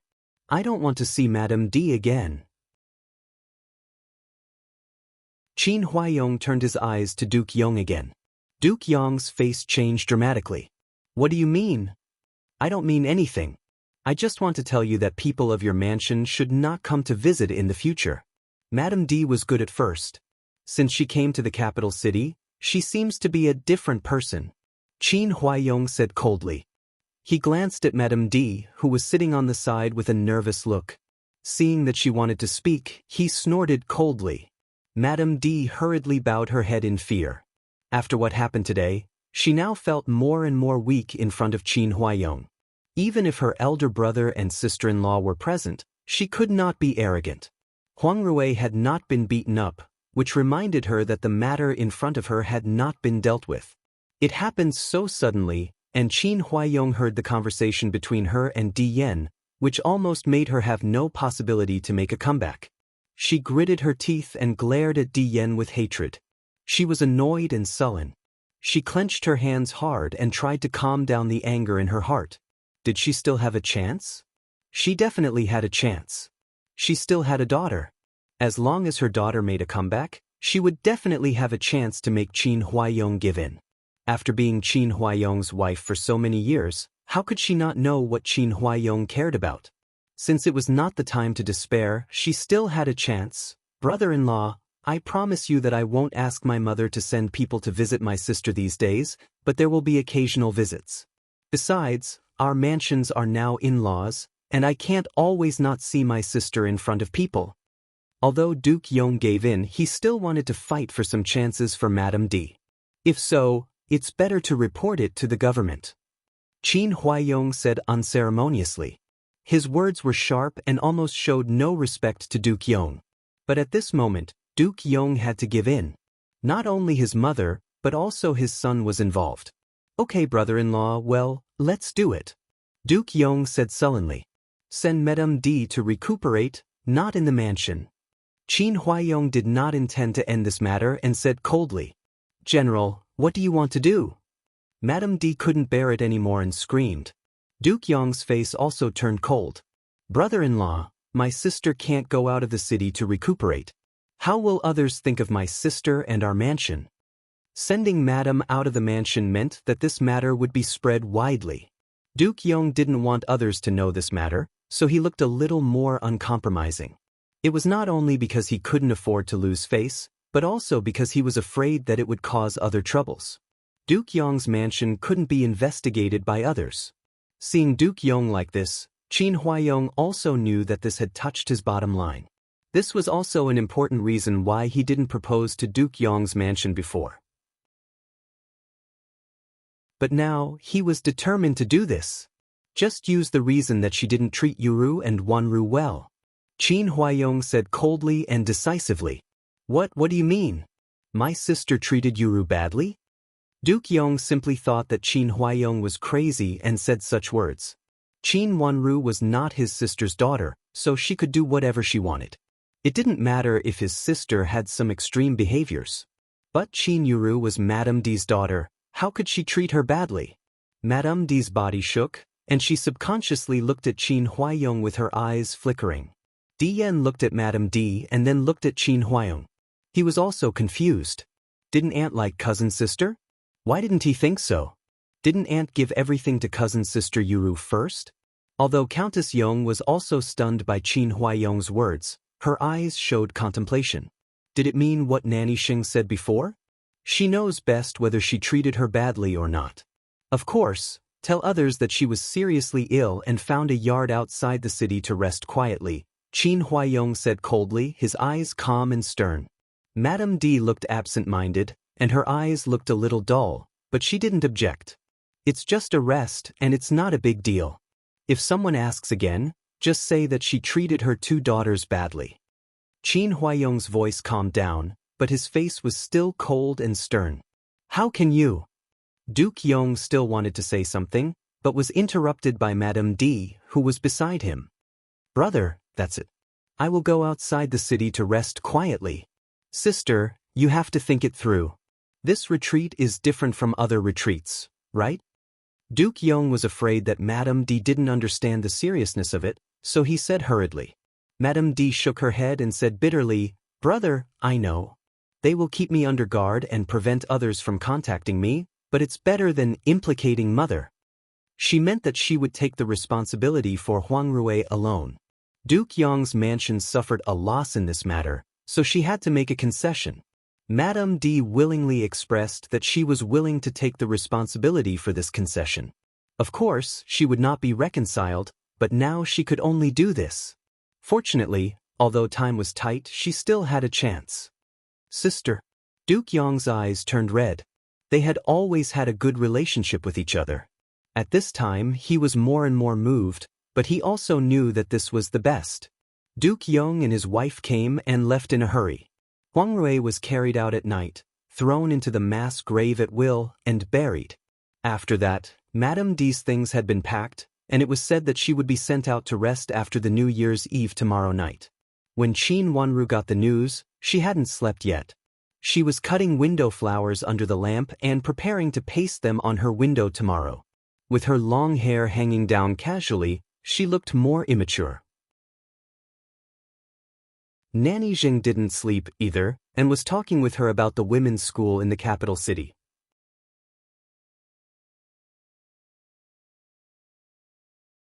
Chapter 360. There were girls' schools in the capital. Some people liked it, and some didn't.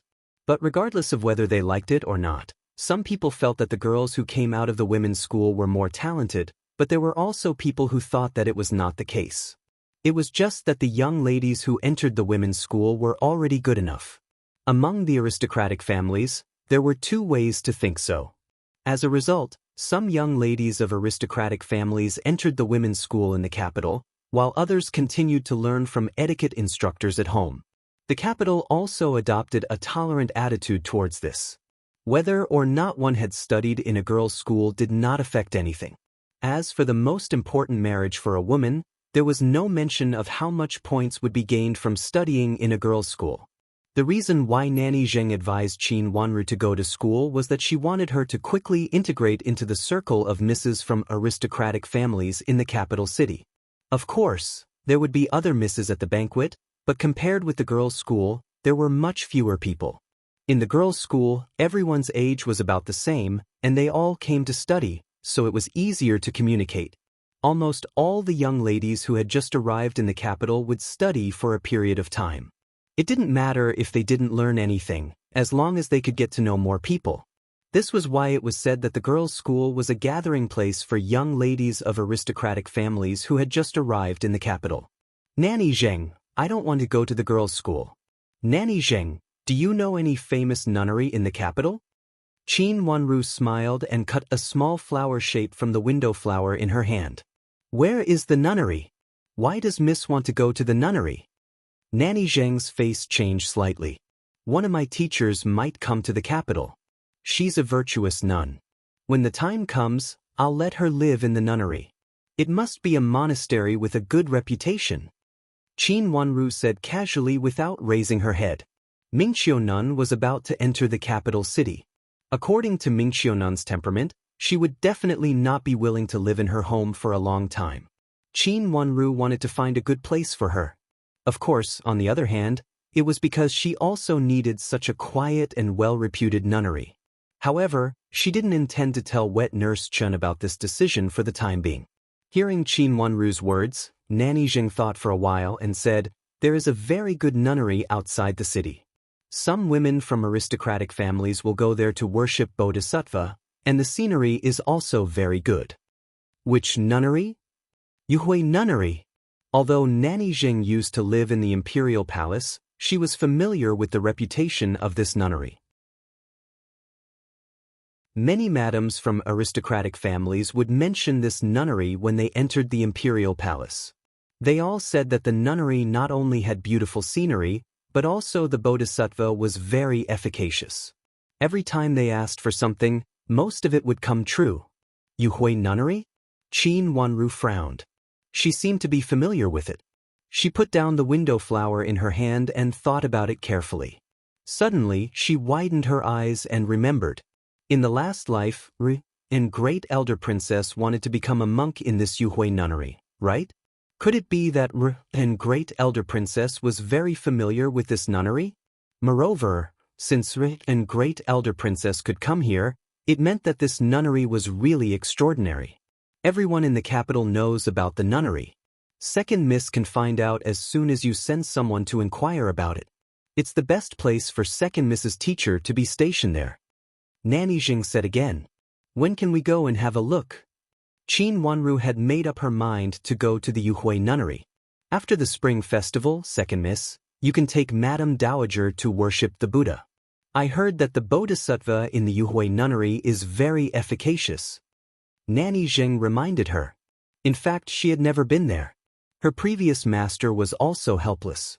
She had been locked in the Imperial Palace and could not take her out of the Imperial Palace. She had heard about it but had never done a field investigation. This was a good idea. Qin Wanru nodded. Second Miss, you are at the right age and you just arrived in the capital. You don't know many misses. It's really good to go to the nunnery. You can know more misses of the same age if you go to the nunnery. After this matter was settled, Nanny Zheng turned back to the previous matter and persuaded her. Let's talk about this later. Qin Wanru nodded with a smile and said. Seeing that Qin Wanru's attitude was not as opposed as before, Nanny Zheng breathed a sigh of relief and said immediately, Miss, think about it carefully. This matter is very important for you in the future. If you can go to the nunnery, it will still be a lot of benefits for you. Before, Qin Wanru's attitude was very firm. Now it was a good performance to loosen up a little. Nanny Zheng did not act too hastily. Nanny, help me to inquire about the girls' school. Although I don't have to go to the nunnery, I need to know more about it. Qin Wanru said readily. Okay, then I'll go.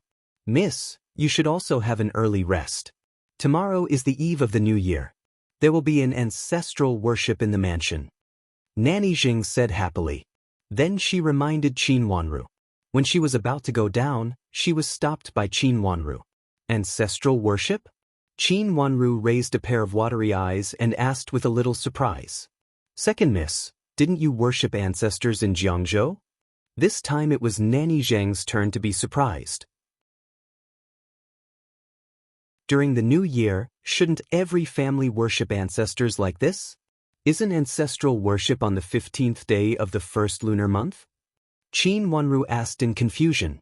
Of course, ancestral worship was also held in Jiangzhou, but it was held on the 15th day of the first lunar month. The ancestral worship in the capital is held tomorrow. It happens to be the eve of the new year. It may be a little different from that in Jiangzhou. Nanny Zheng knew at a glance that the customs of the two places might be different. Does everyone in the mansion have to come out to worship ancestors? Qin Wanru gently bit her lip and asked. She suddenly felt that she had forgotten something. She should also know about it. After all, she had been in the capital for many years in her last life. But she was not clear about it. Every time she showed her face, she was taken away. So, she had a very faint memory of it in her mind. Hearing Nanny Zheng's words, she also remembered it. It's true. As long as people in the mansion, even if they are sick, they have to come out to worship ancestors. Nanny Zheng nodded and said. The capital was relatively strict on this point. As long as they were still alive, they had to come out to worship ancestors. Even if they couldn't get up, watching on the side was also a form of respect for the ancestors. Can Madame D worship ancestors? Qin Wanru suddenly asked. Her words suddenly changed, and Nanny Zheng was stunned for a moment. Thinking of the servant girl's report just now, she nodded and said, Of course she can worship ancestors. Madame D is the wife of the general, so she must come out to worship ancestors. This should also be one of the reasons why she can leave tomorrow. After worshipping ancestors, she can leave to recuperate. Her words made Qin Wanru silent for a while. She thought for a while and said, Nanny Zheng, you go and have a rest first. I will cut one more flower and go to bed. Yes, then I go. Second miss, you need to have an early rest. Qin Wanru nodded and said with a smile. Nanny Zheng nodded and left, leaving Qin Wanru and Yu Jie, who was her assistant, in the room. Picking up a piece of paper, Qin Wanru stopped, blinked her watery eyes, and told Yu Jie, Now go to wait outside Madame D's courtyard. I am afraid that Madame D will not stay still. On the last day, Madame D was going to leave again. When the servant girl came to report, she also said that the two rough old maids outside Madame D's courtyard had also left. Anyway, Madame D would only stay in the mansion for the last day, so Qin Huaiyong did not keep her there. If Madame D wanted to do something, tonight would be a good opportunity. Yu Jie also heard the words of Qin Wanru and Nanny Zheng just now, and immediately thought of this. She nodded and left. When Qin Wanru woke up the next day, several servant girls had already dressed up beautifully and were waiting by the bed. Seeing that she had woken up, they cheerfully helped her put on the newly made coat, which had a bright red background, light color embroidery, ingenious embroidery edges, and several butterfly-shaped toggle and loop buttons. Even such a bright red color made Qin Wanru look a little elegant and pure in it. Her beautiful face, set off by the bright red clothes, made people feel that she was more charming with a little bit of innocence, and her bright red lips were delicate and charming. Qin Wanru rarely wore this kind of bright red clothes, but she had to follow the old man's wish to change into such a festive dress during the spring festival. Looking at herself in the mirror, she felt that the bright red was still a little dazzling. In her previous life, her wedding dress had been prepared by Madame Dowager, but it had been locked in her suitcase after her engagement was annulled. When she finally put it on, she saw when Shichi spit a mouthful of blood on the corner of her dress. Yes, it was bright red like blood. When she was cut at the waist that day, the blood that flowed out dyed her plain clothes red. This color was too bright, which made her very uncomfortable. She pulled the neckline, which was so tight that she felt like she could not breathe. Miss, you've grown a little longer, and the toggle and loop button on your neck is a little tight. Let me help you move it a little. Please wait a moment. Qin Yu came over, pulled her hand away, looked at it and said, As she said, she and Chulu took off her clothes. After that, Chin Wanru breathed a sigh of relief. Without saying anything, she turned around and leaned on the couch in her underwear without saying anything. Chin Yu picked up the needle and thread and got busy, and Chulu helped her pick the thread. Yujie came in with tea, looked at Chin Yu and Chulu who were busy, put the tea on the tea table in front of Chin Wanru, and said, "Miss, Madame D secretly went to see First Miss yesterday. How long did she go?" Chin Wanru took the tea, raised her eyebrows and asked. "About 2 hours ago, I stayed outside and heard crying and cursing coming from inside." Yujie reported. The sound traveled far in the night. Although it was not loud before, it still came out. Later, it seemed that someone had persuaded it, and the sound was much lower. When Madame D finally came out, Yujie took a look and found that it had been a long time, about 2 hours. When Madame D left, First Miss didn't send her out.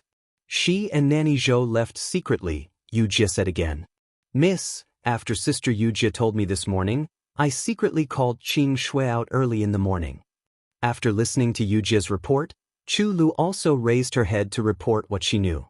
Before Chin Wanru got up, several servant girls had already gotten up early. Although Yujie slept late, she was the best among the servant girls. It did not matter if she stayed up late occasionally. What did Qing Shui say? Chin Wanru's long eyelashes fluttered twice. She had an intuition that there was something wrong. Qing Shui was a hidden chess piece that she had placed in Madame D's hands early on. Chu Lu stood up, walked to Chin Wanru and whispered. Chin Wanru's face turned cold. She suddenly sat up straight, took a deep breath and said, "Is it true? You're tuning in to the Passion Pages YouTube channel. We're so grateful for your support and don't forget to subscribe to join us on this incredible journey through captivating stories. Your generosity through donations truly makes a world of difference, as it's the primary source of revenue that allows me to expand and enhance this channel for you. Thank you from the bottom of my heart for being a part of this adventure.